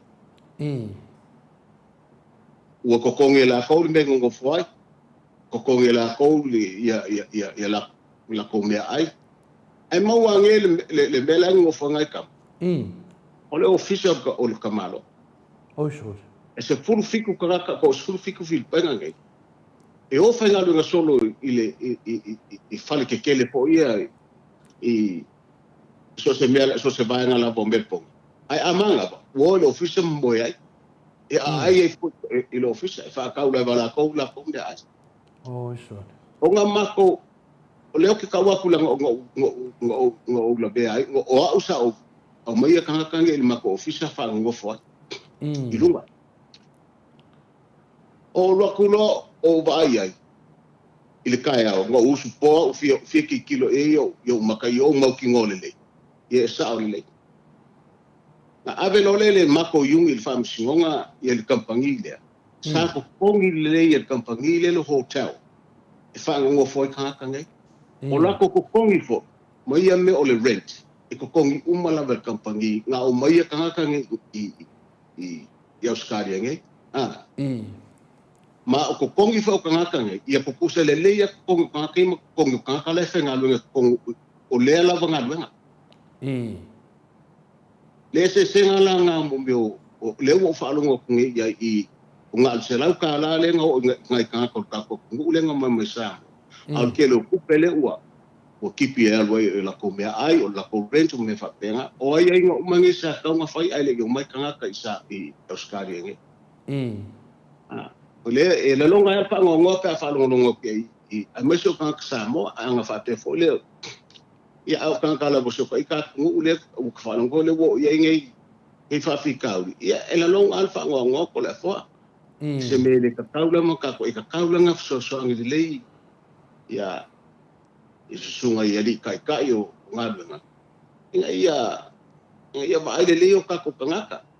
O le mea whapea mai ia fo i o le mga o kasi ngai whamakalanga ngau whalongo i. Whame ua maanga ngā ngai kangaka e fo i lea e wapai pengi kupu ka mai kai e kausinga o lako. E le awala e le au mai i le vaenga lea. O ngai kangaka nge o ngai lai polonga. Whai ngā luenga i kukongo so whai ngā luenga. E kakau lenga ngā maua le kau i kakau. Mo le ngā luenga o lo lako whai. Mo le ala whai lenga o mai Samoa. O mai sa ili mangia i a kungungi. Ngā ia maua le le kukongi. E le whapela la o mai polonga i ngai. O ngā le leile o kukongi o puipuinga ma kukongi o kankalala ko whai ngā luenga whakasi. Ai mala o kako kanga. O le se fa ngonga kele le pole fo pe ka mafo fo ke I de me fa no I o ki ka kalo ia nga me ia ku kupu ngai ia o ngai ma fa so solo le ma kausi le ngo ka ko ka ka o mai I whainga lunga I Australia ngai. Ia. Lea na wa whanongonongo atu. O lea na e whasoswani tangata isi atu nu. Ia, lea na sau lava, ia sio tātou atu nu. Whamatala ana whape e tioni e waanga ia lea na whailila to tau tinonga lea ma whaari tūlanga lea ili yungi. E te loa la finale mulpola e ona whasoswani ili yungi. O, ele ma whainga le a whape a whape o se mempo le yungi, ele ma whai le yungi nga le whasoswani ala kou. Mempo sa kone po. O se mea le ka se mea foile le, o se maka upi ka siri nga maka ngā I se yungi. Ai complain se ngā whainga nga foile whape o lai ko kongi langa yungi, ai ke wa mga amia le whasoswani, ai le whasoswani, ele o se maka upi ka siri nga ngā kongo so se yungi. E o foile yungi nga mako le sao iai. A ka whaalonga ko foile se ngā ka ofisa ele o whaia leila ngā dwe. O complain mais nga ka whainga runga so se kungula e o foi palang e ele longa lo ka whanga foile a pea kairoa ele o whaia lelei e kiu le ka le ka mai le kula foi e kai o yungi ia kungu ngai wailanga e makanga e kaule ngai yungi ngai ko la fo ia le ala o manino atu pe o le tūlanga na e la ua mana mai ai mo leva na totsu matolu tausanga o Johnny ili yungi ya finale mulpola o te manatu. Ia, le ai ni asa tame whai na ta whalongolongo ato wasi I mato tong, whalongolongo ato mau mato pōngesi, whalongolongo ato mau mato tupe mau fua, mai le company pe avai atu mana ia le company. Ia osea o le alo le yuni whapena, I le alo te vai atu nei tatalanga le pe fōlinga mai o le sunga le au whai. Ia o ia le na mafua I luana na e whaupunga le whapea awangi I Johnny yungi. Ia, a tonu e whanongolongo mai te maari I lea. E te tau rawa na rofa tātua tunu I Johnny yungi. Neo sau noa ia mulpola, ia alosio. Ia o lo whapea na tele whamonianga, pe te la vea. Ia e ke efu marurua o lo ulu e pa u iei me whapea nei. Ia an mesela, e la mea na mwhai le whtalanga ia o whai. Pea whapea finale mulpola, lai pule me tātou Samoa. Sau le ora mai Samoa. Mongi la. Ia, ngā le ora lava ia e lesi lata me mwhai pea whapea e ata mai a tangata nei Samoa ave sa o lava tūla whono. Ioe. Ioe, ave sa o tūla whono. Ia, ona e o tūla whono lava ma nei e whonta mo whaingane no vai to whaatata noa mai e ui lava whaina tate whanoa noa ono tangata sio tato atunu. Ai si la o fie nei te maari I ma nei whanau nei alo ma whaina whaaleo. Pāleo vai tātou Samoa, ia awa nei o ala rofa atu. Se ala rofa Samoa Samoa, ia le tatu vai atu o tele foi le to tele lau whai tio. Ia I le tūlanga, ia le alawe manino an mata le vai ia. Ia, e dei foi o whanongonga mai foi tātou sui le por koronai rea tātou le sunga iau whai. Ia, la foi ia le tō whamalutanga e tilo to toa iai. Ia, whamua le rofa. O le ia finale mulipola da tase e atu I tātou atu nu. O ngatan matou whatatanoanga ma le pisa a. Tasian matou whatatanoanga. Matou whaatari le whape whai le whono tele lava I pēle aso lufu badu e pēle aso lufu tolu o yang wan. Ia le anau wano ko whai le whongo. Ia e le o mautu. O le aso sile iei le tūlanga. O le anau kilo iei. O le me e o tātou pe e sengi lokong kalake no mo yung. Awhikai ko le fo. Ngā uwa ai ngā ukikilo ile kou whakakalngoanga lea ma sui e kou lua o le pisa a mai Samoa. O le ka mai ka I ma le ali. Lea ngā whaile la pe mumu. E sao lea. O le po. Ia, ngā whalongorongo a koe ma ukikilo ke le interview lea au kou ma por kou whakakalngoanga. Ma ngai sui o le pisa a. Po kai fo pisa ai Samoa. Ia nga maua le whamakalanga o se kasi o whamakalanga a sui a whapea. lo wo yai le la ko kala ke mangu ila ko kala ke usaini bal malo sa mo ia o kele o la ule o la kele la ia o kele wala o kele o makingo pole a ko kala kele ai o pe un ka ngo mo boy le si vai kai mi ko la fuale fa ko interview afa pe ko kusa ia inga ma fucking oinga o le pisa a ma yungi Australia ngai po so se vai ngala sa o yungi fo ia wi New Zealand ia po New Zealand po Australia ia o le kiukenga o le pisa a ele a pe vai sui o le lako pala po pokonga ai ele o ke le sa o kala nga o ke le o malama ko la fo pengo fo ya fo kai mi fango o was o ka fa ka nga mo o ke le malama ele fa ki ngoinga male o le pisa pe kukusa male fa ki ngoinga o yungi ngei e ko kongi ku pe members e join ni ai ele pisa a fa pe o le kule ia ka kawang kusa le fa ngal pisa a ma fa ngai ayogi i Australia ngei ia po New Zealand po o le ua mai kaupea vai aku whamaroro lea wa le whawhawar kong kana ke lea o vai aku ia le uskai ia o le mea lea pe he whoringa mai nganga kaawar pisa a le koe se malu sianga la so sile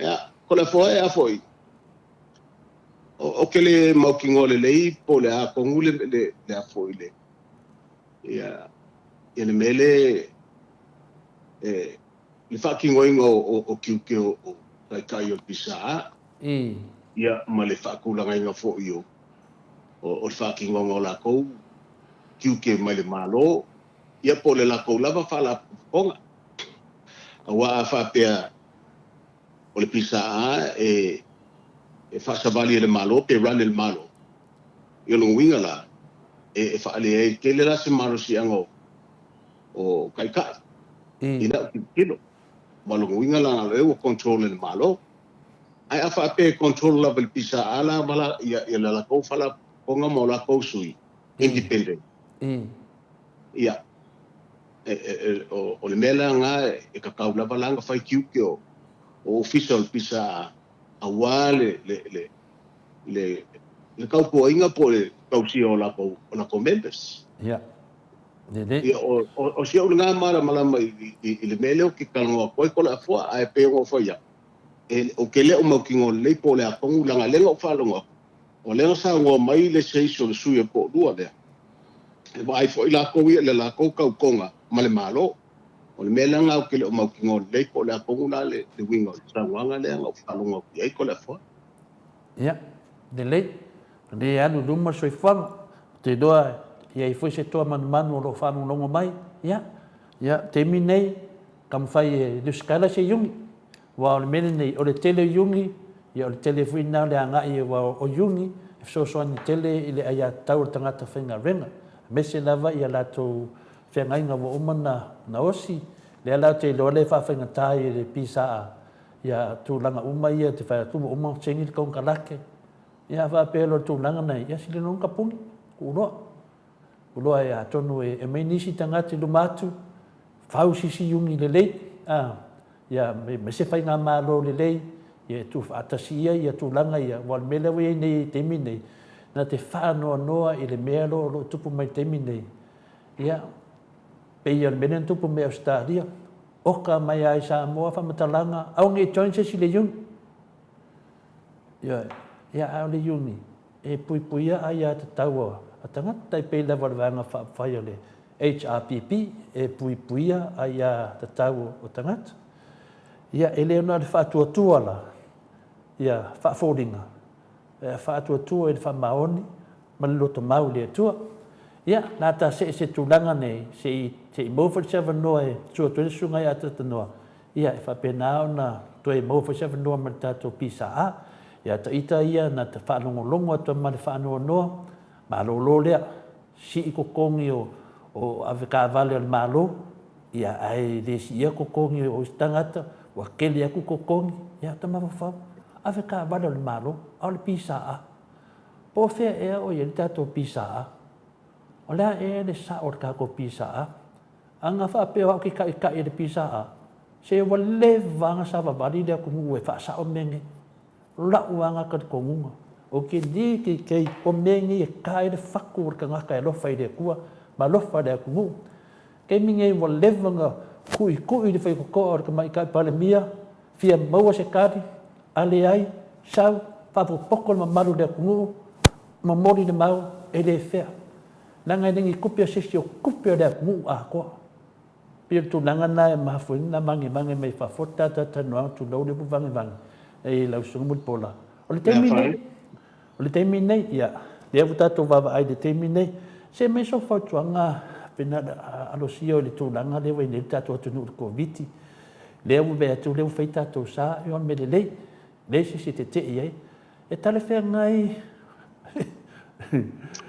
la so wa tilo ia wa leva na fenga renga ya tunu nei ya le fu va ayanga covid nei sa fa me alofa matulanga fa pena la so wa ia si tato tunu e ta na fa nei me alofa ia inga ie ia fa fikai ko le po ole mol fasil ole maka upule o sa ngoi ai ia ole maka upule le sa pa ka ngoi nga yungi ngai o le fosa o le ve fo ia wa fo nga venga wa o ko viki le wo kausa a fa fa ma ba kausa le ke ngai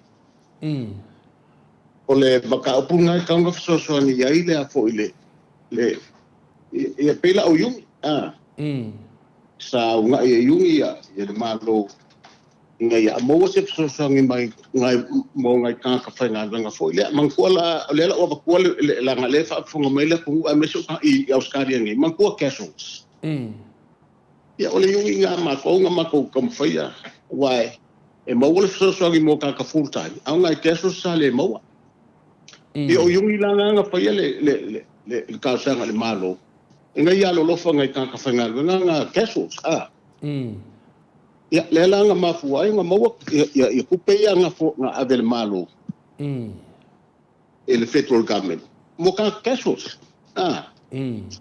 i kai me fa mai ia olela e foi wa kupungai la fa mai i Samoa ia o ke longa o le manga mia ngai ka fo le o ngai ainga le se so ngel al malo ia ai ola le o ke le se fa makalanga le va i me cause le ngel malo ia langa o ke longa al malo la ke si da fia le nga fakia ma le nga fakia o le kamao ai a me se me cause le mal fa lo lava ko le fo ia le se me kau wa le te fa no tu pisa te mina ma tu fa te no ai se me ka kau nga kala mai se va ngol pisa pina le so ni tangata fenga venga wa lo te vai atu i la to fare te tele e foi la to fanua o umana yai e o te lola te le foi se tama ai nga la so si de ia o te mine le lo fa ia kai ko la fo e pe o ka pe o pe ko le la a fa pe o pusa le a fo le fa ki ngo le fa ku no ngo o pisa ama yungi ia kunge ia o le menga o le van kaung kup o pisa o le van kaung o kakalo le malo a wale pui ngola ko members ina se so ia la ko members ia por kal pupo ko le foto le ia le la wa mo le pupo le ala ngau ku vanga ila nga kupu ngai le ngau o la vea po i sa so ngi po i kaka ya so ka ko sa ngele i melpone i kai mel fa mas au ke le kaya ia ele ia fa ta non ta pule o le va lo ia to te le mamalo le tunu e fai umi le mede pasai le fina le fia mamalo le tunu o tu nanga we nei o pe fodinga mai o lo fa pena na hola sho tato tunu i alo ma fa na o lo mai finga renga fa vai ten ya ale o tar sanga mai fo ia re laitu Ia ngofo e ngau de vau. Ia. La so sila iai alo sio. E no fo ngau de vau pe mai ne su e se le ni wale o pai atu nei le na mi o se le ni ne te.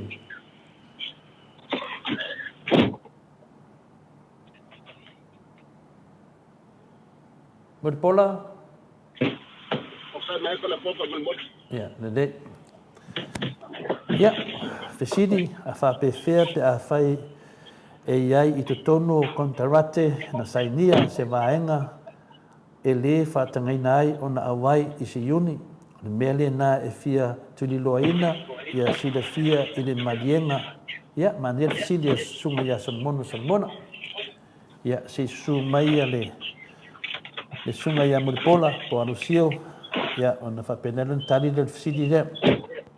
Wharetoi, sili atu lava tole a fua pe mawhai na join nei tātou tangata ia e o mai ngā venga whawaitemi au si tālia. Ia, e tau no mai loa le tātou mālo, tari mai loa sili na. E whafkai se ko whai mela wal sili ko le fofa mulmole. O le sili e sunga ia sona mona, sili e whawhewhea pe a whai e iai i tu tonu o le kontalate na sainia. Se vaenga e le whatangaina ai o na awai i se iuni. O le mele na e fia tuli loina. O le fōke le mawako le o le fasili.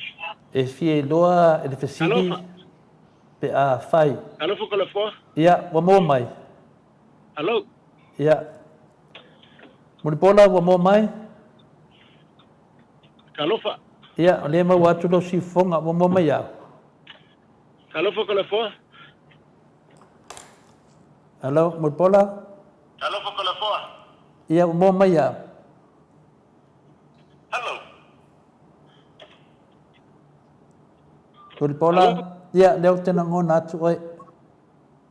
Kele i lopo la alme o pupu ko le fōa. Ia, lele, masalu tato internet. O le fasili le sunga ia sona mona. A whape fea pe a whai o iai to tonu o le kantalate na sainia se vaenga e le whatangaina ai o na awai i se iuni. O le fasili na. Ia, Solomonga ele ai, ele se me whapenga. I. Ele se kong kalake mwhainga sangi whapenga e pui ai lai a kakau o kangaka Solomonga. I. Ia. Le kalia i auskalia ngiri ngā vaenga. Ia, whaftai. O le fasili le sunga ia whaletoi, fasili atu to le fua.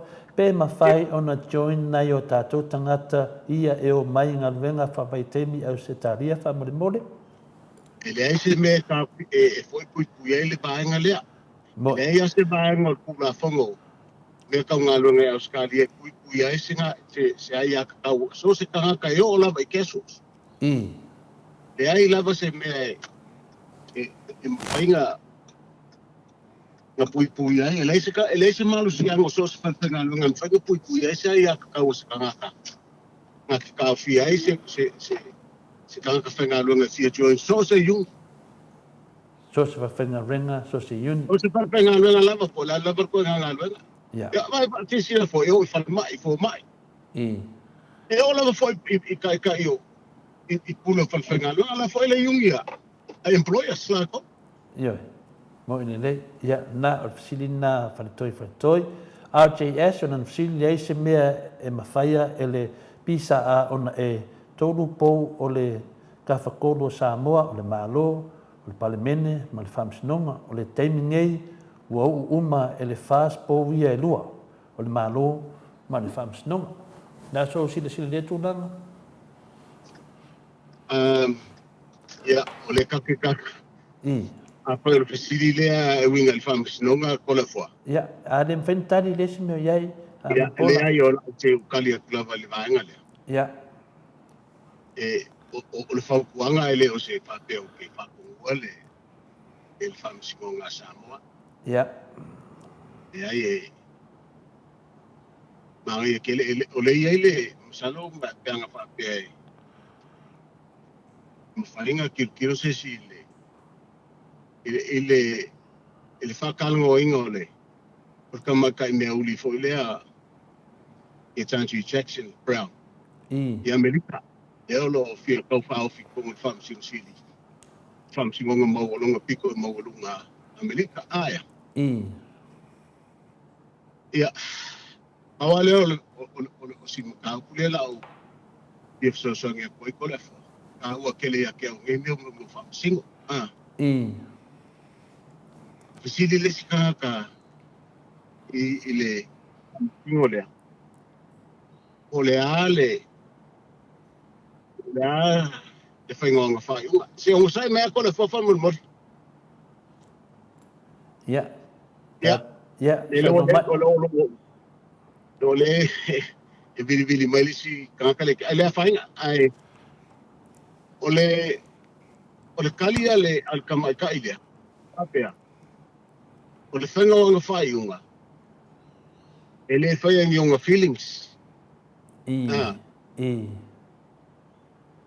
o fai ki o inga le fenga o ke le fai unga si kamai ka ile ele au vanga fo le pai ia la ka ke lo ngale le ia fai lo lang e fa per kali el ka o ke le kali al kamai ka fa pe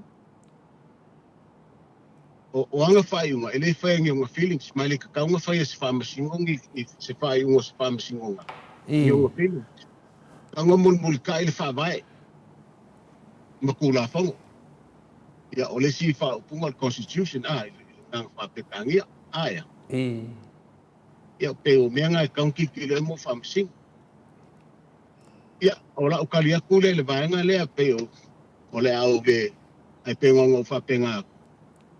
Ya. Mado, o sunga ia vailuanga se pule. Se pamasingonga foi le. Mai o foi a mako me fo maka ko fo nga masangi mako yai o mako mako o pamasingonga. E represent ya members Ia amako vai a kwa foi le se pamasingo yongo. Ia so pi kanga ise company. Ia avan mako sa fa me. Foi le makele manga mia malanga ia se famasingo e feika ia makongol mako menga mako kele fia was famasingo ka fa pe makke de fifis famsi ara ia e kula fo fa pengange afskari ele fifis famsingo fa na ka kalo ele fia was famsingo ngol famsingo le fa pe nyu ka kung afa mau ia e ka le leila ia dede ia, o le fasili na vailuanga se pule pe mawhainga e awai i le yungi. Ia, nawa umana e tari e mawhai. E mawhai e le se mela alai fuanga a kau fiana wai a kau o so skanga whainga lunga la vai e o skaliangi. Ia mangisi. Ia. E le se pula whaunga mwhainga sa sai kia fua le e ngo whai akur kai mwhanga. I ka kaunga si le fiela kunga. E sala le yungi pala ka o forcing ka whangalo nga pos whangalo nga inga ia join le yungi. E whape ngā fo le whangalo nga. E sala fo le whangalo nga. E a mau ki ngoa ma whamau ngia. O lako tau fiofi i ka whangalo nga. Awanga i join le yungi. Ia, lelei. Ia, lea laua ma nei a tele leo wa mangingo pe le fisili a wharetoi lina sau. Tua manino le lei a tia o fina le wingo le fasili pa pena foi le fasili le fasili mai RJS e fina le aise me mawhai o na whai le pisa a ia le watali atu ia fina le ia nanganga maurunga lava e le talia e se whamasino moni ma le whamaoni i nono na ngona e tali le whaavai ia o tatou loa le whaavai ia le whaavai o tatou atu nuu ia o tatou loa umani me loa tupu tatou whaavai o malepe tatou whaavai mama fuine natu langa ia o moni ele sa nanga le RJS ia la e mena faina fai se tato pisa ia pe tato watu nei lo tutu mai ia tama ia portu langa na fina le ana sio pe o manatu ia tu langa na ai ana va pela vai lo tele le pisa wale ele mele o mana sengi kaun kalake ia o longo vinga o le kaunkalake lea e leo whaatasi ma le whaavae ia po le aia te tau tangata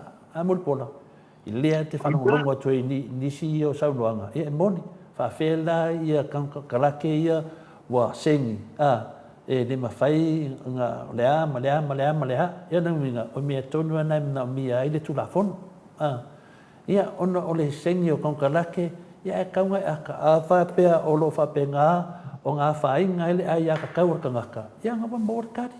A veri whamsinonga. Ia lele fa mai ia matu senga. Ia or fala velave. Wa lua po ia ku fa kasi o. po se o ko se o pai ko le ka pule ko la ko mo le mo ka kai. Ora so lulu le ba so ko le kenge. Ole mo ia la kala nge fa ia. Sa fa ia le ma ko fa ma va nga o ke le lo inga ia wa. Ka penga le ma ko yungi se fa ma va nga lo ia mo wa. Ina wana vai ole ba ia kalwanga o fa ma va o ko wiki o le sia mo ma ke fa ma va le mga ka. Ia sa ko kele la ka o ka uli kaya. Sa ia ko ngula se le pole. O ke ila le oso mai le siko inga nga sa ples ke ngele yungi ya e ponge. Sa ples ke fo le yungi akwa le yungi ma ko ya uskari akwa. Ia o ke ia so solo mai ko inga fa sa fa mai o ka fa ma fisili mai. E nga o fa longo pe wo ai ile mele kupu mai Samoa. I ka ngaka ia fa pe fa sa ka nga tio le yungi. O pera ngo fa ya kur kai mo fa o mo kala ngo yai o ke le fa longo yai ar ke lo o fa longo ka por kala mele nga fa sa waile i fa makalanga ngai bengo ku i ma me wo lo fo la mele nga bengo fa makala ile kai me wo fango i lo fa ko ingo ngai kanga o lo ka so ngai ku serang maka o ke lu mela le yungi le e lo ke ia mo me o fa le fa simang maka o per ke fong malo le loinga la le mele o kupu mai ngai maka wa so fo sunga ya fai ile i fa makalanga e fa pe le maka o pule la wa lo mal ke lo ka o yungi australia wa le ke fe si me ko ingale ka o la fa me wa lu lo spe pa ya australia ngai maka pule ola fa puanga e ka ko fa ke la ba ye ko inga me fa pe o fa ma e malo si kele le yungi e australia ma ola o ka kalo mala ba e misalo la ko ke fa ka mali da kisi de fiel mengel o ka kala kwai e kele ka ma ai ngau yungi ngai Samoa I mean ngai australia ngai lole economy sa ngai lole kala el kupe Samoa ono ke fa pe ko le ai awole fa ia fa makalanga fa pe e sangi ko kala ke Samoa a mai le ngai australia fa pe e sanga sautio ning i se yungi ngai australia ele kalia australia nga mai le kalia yungi e nga ka ku la fu fa pe ngai Samoa ai le fa pe fa Samoa nga fa ngi ko kala ke fa pe nga ai mai ka ka nga lo ngai i kongo le ku ngai o le ko ngai le fa ki nga lo o le ko fo ngai le fa ye ku la fu ku ye nga lo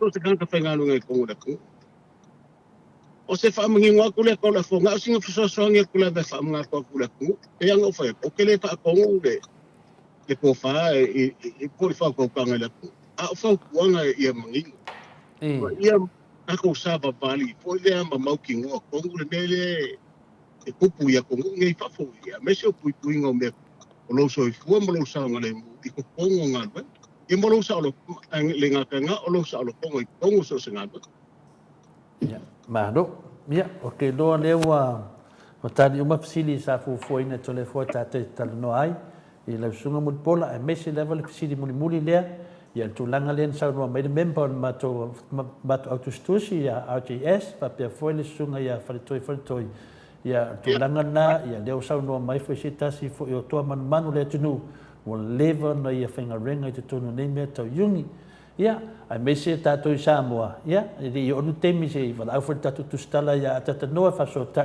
to pisa a nanga lenga of pa il so so ne moto sa movi ingale tua e mai e tata no atu ne no ta pukrame ya le la manino ya a leo nga tu sala mea ma le fa vai le atu aya ta tau a va pe ro ingon kalake fa pe e sengi kon kalake ya ai dai ya de tonu le aya ta tau ya one nale na tatu va ai fo il fam snonga le fa o ma tu le fiong te sili yo nana apply mai ya le aya ta tau le sa lo tonga tangata le sa tonga na le e fa nga le malia le tangata finga ringa ya ton o le te talitonu lava le ua matana whaolaola i a afi o le PISA na uma lava le COVID tūlanga le i nei. Ia, e unga i le PISA a wale ai a te tau o tangata whingarenga. O le whaavai le tala noa mai ai le sunga ia mulpola. O le whaavai whina o le pi tua ia le tātou pokalame netai au. Sava vali e lunga le whaavai, wai moni le sa noanga LTS, ia whale velale, atu tūro pou i e tō lua, a tasi lisi pou, ia whai asinga whengta, e le ia se me whengta i lunga o le tua. E whape nā lava, nā lo whangia tātou whaavai, ia tūlanga nā. It's an big issue of community in Australia. Wilpola? Yeah. Ia, o tūlanga nā tā whātatanuanga, e whaftai tele lava mo le talina mo le tā telefoni, ia e le uma whai aso le ali, na e sisi mea to e whia sau noa iai, ia e tua tu lea wanoa e whapena o na e whato whama mai whai paanga masani o le tātou pokalame, ia e mesi whoi whaaria whoi so sao a wad whawhanga anga le atuno. Ia, o le lei whapkai kele ko le wha mo le avangoa, ia e le ai e whau le mea o ke whawhanga anga le kongo o iai se, pamakalanga o le kaukamali i te masala. Ia, pamangalo le aunga o kampu whai lava fisosoangia tu Polkalame. Ia, ma whaamamulama kidi ngi mka upu. Mese lava me kaungaluenga. Le fo olo iai le saka whai ngaluenga ai. Te fia fisosoangia koi i le kongo. Ia. Ia, pe o le ali aku le malpalo lava whapkai kele ko le fo le mo le avangoa. Ai leanga o leo o leo ke pisi ke mire le ko la ko ya leo ke fa pe ko fa malu do ko le ko ya mo ngai kan ya ai o se si kai mi o lo mga ko la fo ya la ka ko ka ngoa ki di ai ma fa mo sari ke dengi ka ko lo fi mamla mai le ko ai mo ngai kai ko la fo fa kai ke ya de le e fa le o le fo ai ma fonga tau mole tatu maftanga me se fela fa fonga manuia la vene yaso i la sunga alosio mulpola e tatu fai fo sistemi e fa to fa so e fue moneten ya so foi ya na to fa fonga mai i le tatanuanga foi fasitasi foi o to manu se tatu atu ya sia moni sa mo e la to te we to finga e ve to no tai uni to no fa fenga venga e le angata le wanga foi fasili atu i le sunga ya Mulipola tato malama mai fu tato i yuni ya ba to te le yuni ya ai foi te fa te pa u la lo ko kongi pe e garo de spaia ku po wa so por me e la i dungo kongi stangata ya ai fa au kompangi skanga ya no ye ai ya tato ya fa la vita to yuni ya to tele lava la yuni lunga tato pokalame te ma lo lava ya fa te fu le si le ile final so so ne me le si ya fa ngai na le tato maftanga tu fa i data tato lunga autostusi tato ia le faina tusi mai le fa fonga mai pano no mai tatanuanga ia ole saule na ole sunga ia mulpola mo i tato pokalame mo neia ne yaso e flemanatu ia ole a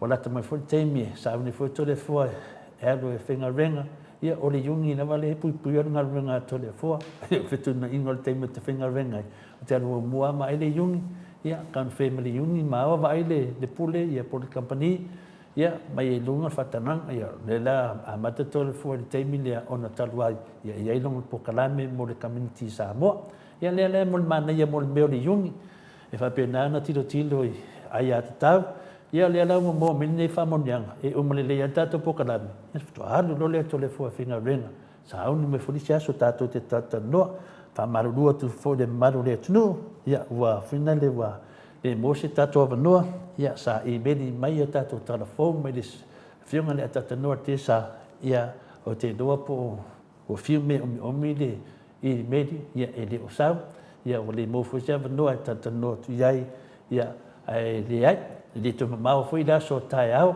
tato te tato no ia o mafo fa o leva na fia tuli nei tamari no ia se to mai e ma pena ia tato pisa ai sa mo ana ia menen fa so mai ai ia Mulipola ia la sinia foi ata noi tu tato pisa o lai ai to tono le fa vai ai ata ta no binga po ala va me sengi ai va tu lo mal fa misnonga ai lo whapena o na puni tia ile ai ata tau o tangata whaingarenga. Ia o le nālai maua ile sa o male mi o tonu o tātou whawai. Mana ia fuli lui. Mana ia le manatu lea. Mana ia le manatu au TS lea e lui. Lui. Au ni tātou vai e lui. Wan man mia tātou tunu. Tūlanga whana iei le tātou mau. Te tau na whaini mea lofa o le whina le. Ia. Nau a watu. O le taitai. O lo iai pe tū mai e se la au mawhala. Ioi. Te minei po se siapo lau tele. Po se la au mawhala. O le whatusanga na mo taitai. E malu ai e puapua ngā reo tunu. Tātou loa o le COVID di mea wasau. A saulo le COVID. Ia. Le mwhaile e tātou. O le mea o whapenana. A pusia me lau langi atoa i lena Samoa. Ia leo tā tele ne mautala le COVID. Ia leo tātou wapapa ai ai. Te minei. Tūlai mai. Le au whenga ringa tofi le tua. Tūlai mai. Company. Tūlai mai. Business. Tūlai mai. E tasi lawan temi. Mena mia ele te tu fa tasi o Samoa. Ia le fa pela mai tātou te o. Ele o kako i fo mai o la kako kako. Le o tātou tu fa tasi e fsosoani. Ia company. Fsosoani. Ia le fwe mo mai tātou tupe. Wharongo watu. O lo ave i tātou company. Ma ave i tātou company finale. Business la iti. Le ai. E ia te mi ave i tupe o mene. O se mea rofa o mene. E nau ema maro le tunu ne.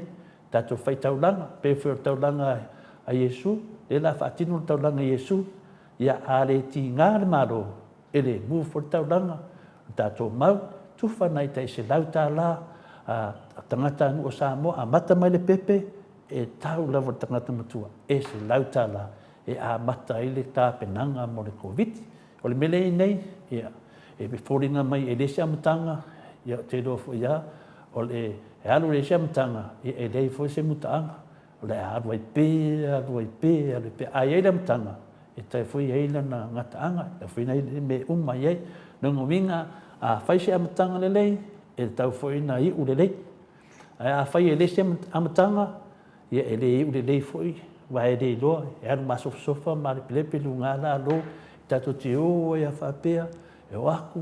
Ia, na pauan mele ta te whanongolongo atu, ia o te mineo le tatala, aisia e tatala au vaade mea alofa lo watu nei tanga te whafo mo latu aina. A o se mea alofa le tātou maro, ma le au whai business, ma le au whainga ringa tofi le tua, ma company te tele uma nei, lea se lato mea alofa o lea ua mawhatia le atunu te mineo wo o te tātou COVID, ia pui ngol COVID, ia mo fui tala, na isi tama, ia mo whafo, e maanga vaidok seke. Yo dok sengi er le manga vi ko kongo le poku fale mai poku maru lu le fale long le manga vi dok sengi ya no vinga asau fafu sau le sengi asau male e afinga le against le sengi ya no vinga manga ve le tama ya e lu e manga va ku sengi ya sau e foi milisia ma ne ya tu tonu me o man fai fa pito o mena ta tilo e mena mi la so swani o le wa mata na nga i medical viti.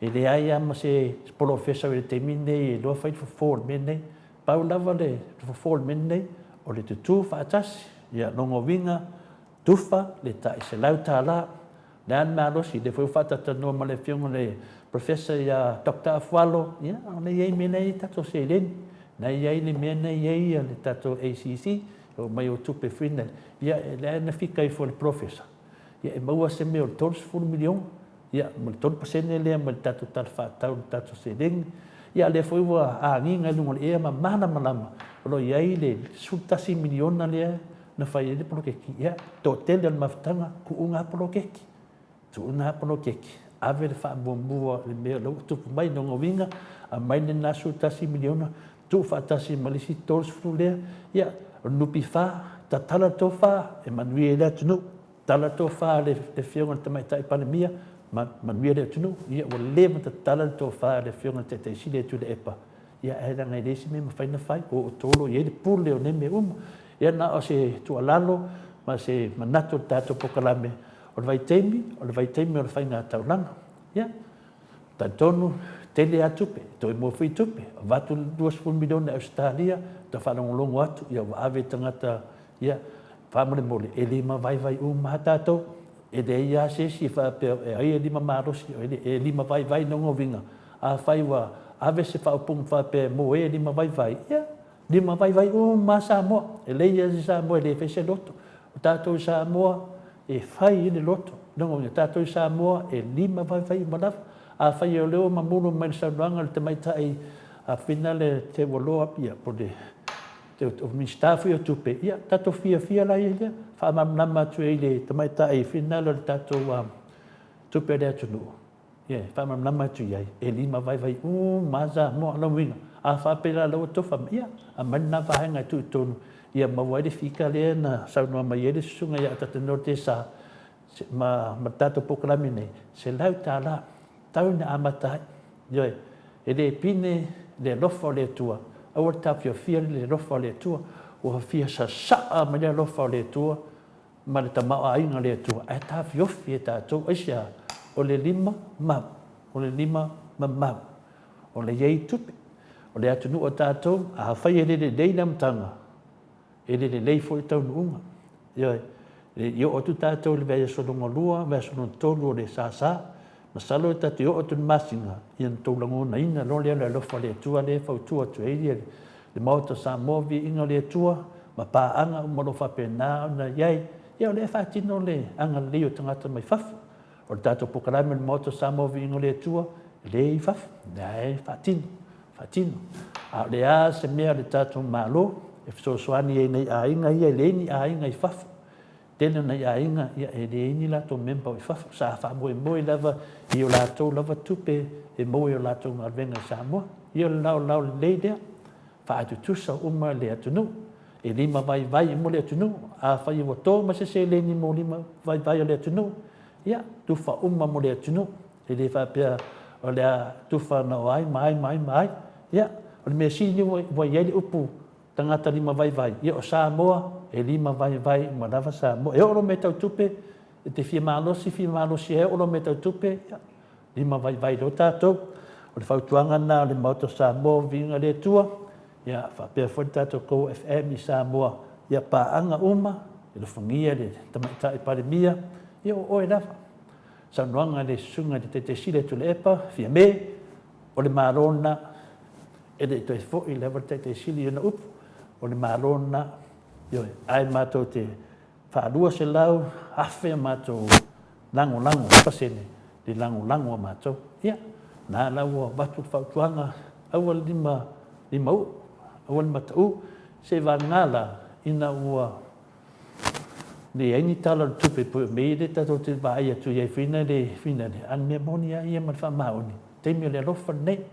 Ia, o le tau sanga vai na, le sumai fwoi sunga atanoa, e toi whamatala tātou pili lea, e tātou te, au tātou whoi lau tusi, ia tātou tatalo mo tātou mālo, ia mese lava le, a whina le, a fia me, ia manvanga whai lau taita ia tātou, ma tātou talo, wa a mālosi tātou talo, ia mauan man mia o se o tātou atunu, a le mālosi tātou talo, ia tātou te o le, tātou te o masau salo, ia ma tātou o le tāpasa, ia papena o na ngi fai le uru ia tu lai mai nisi mea e le mo pafonga tu foi o tātou i pafu ia mana lava te talo pe upo na pese ia mana talo o lo te talo i manu eso tātou atunu ia awani fa pe lafo le pua tau le pua ma lafo i o pe mai a aina u ia tau fo le pua matu i nisi pua ia lafo fua pati tau ia mawhai e o na maua mele tātou te nau ai o le rofa fa asa fua o le tua aua nei mawina le alofa o le tua, e le te tāla, e le whapena fuina sau tunu.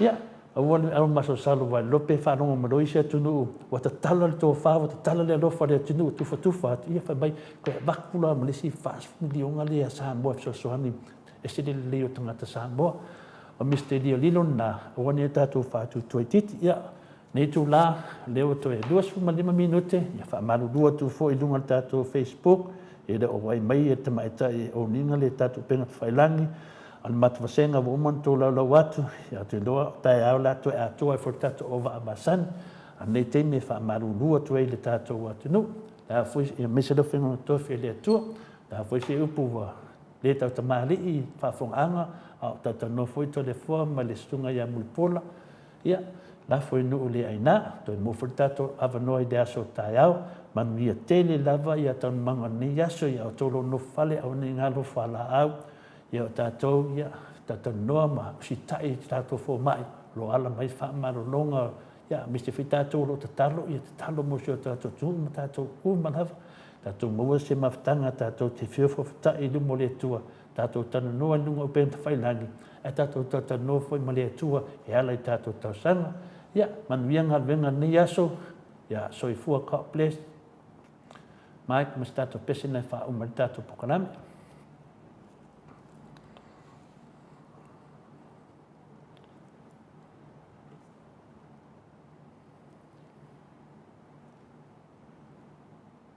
Mike,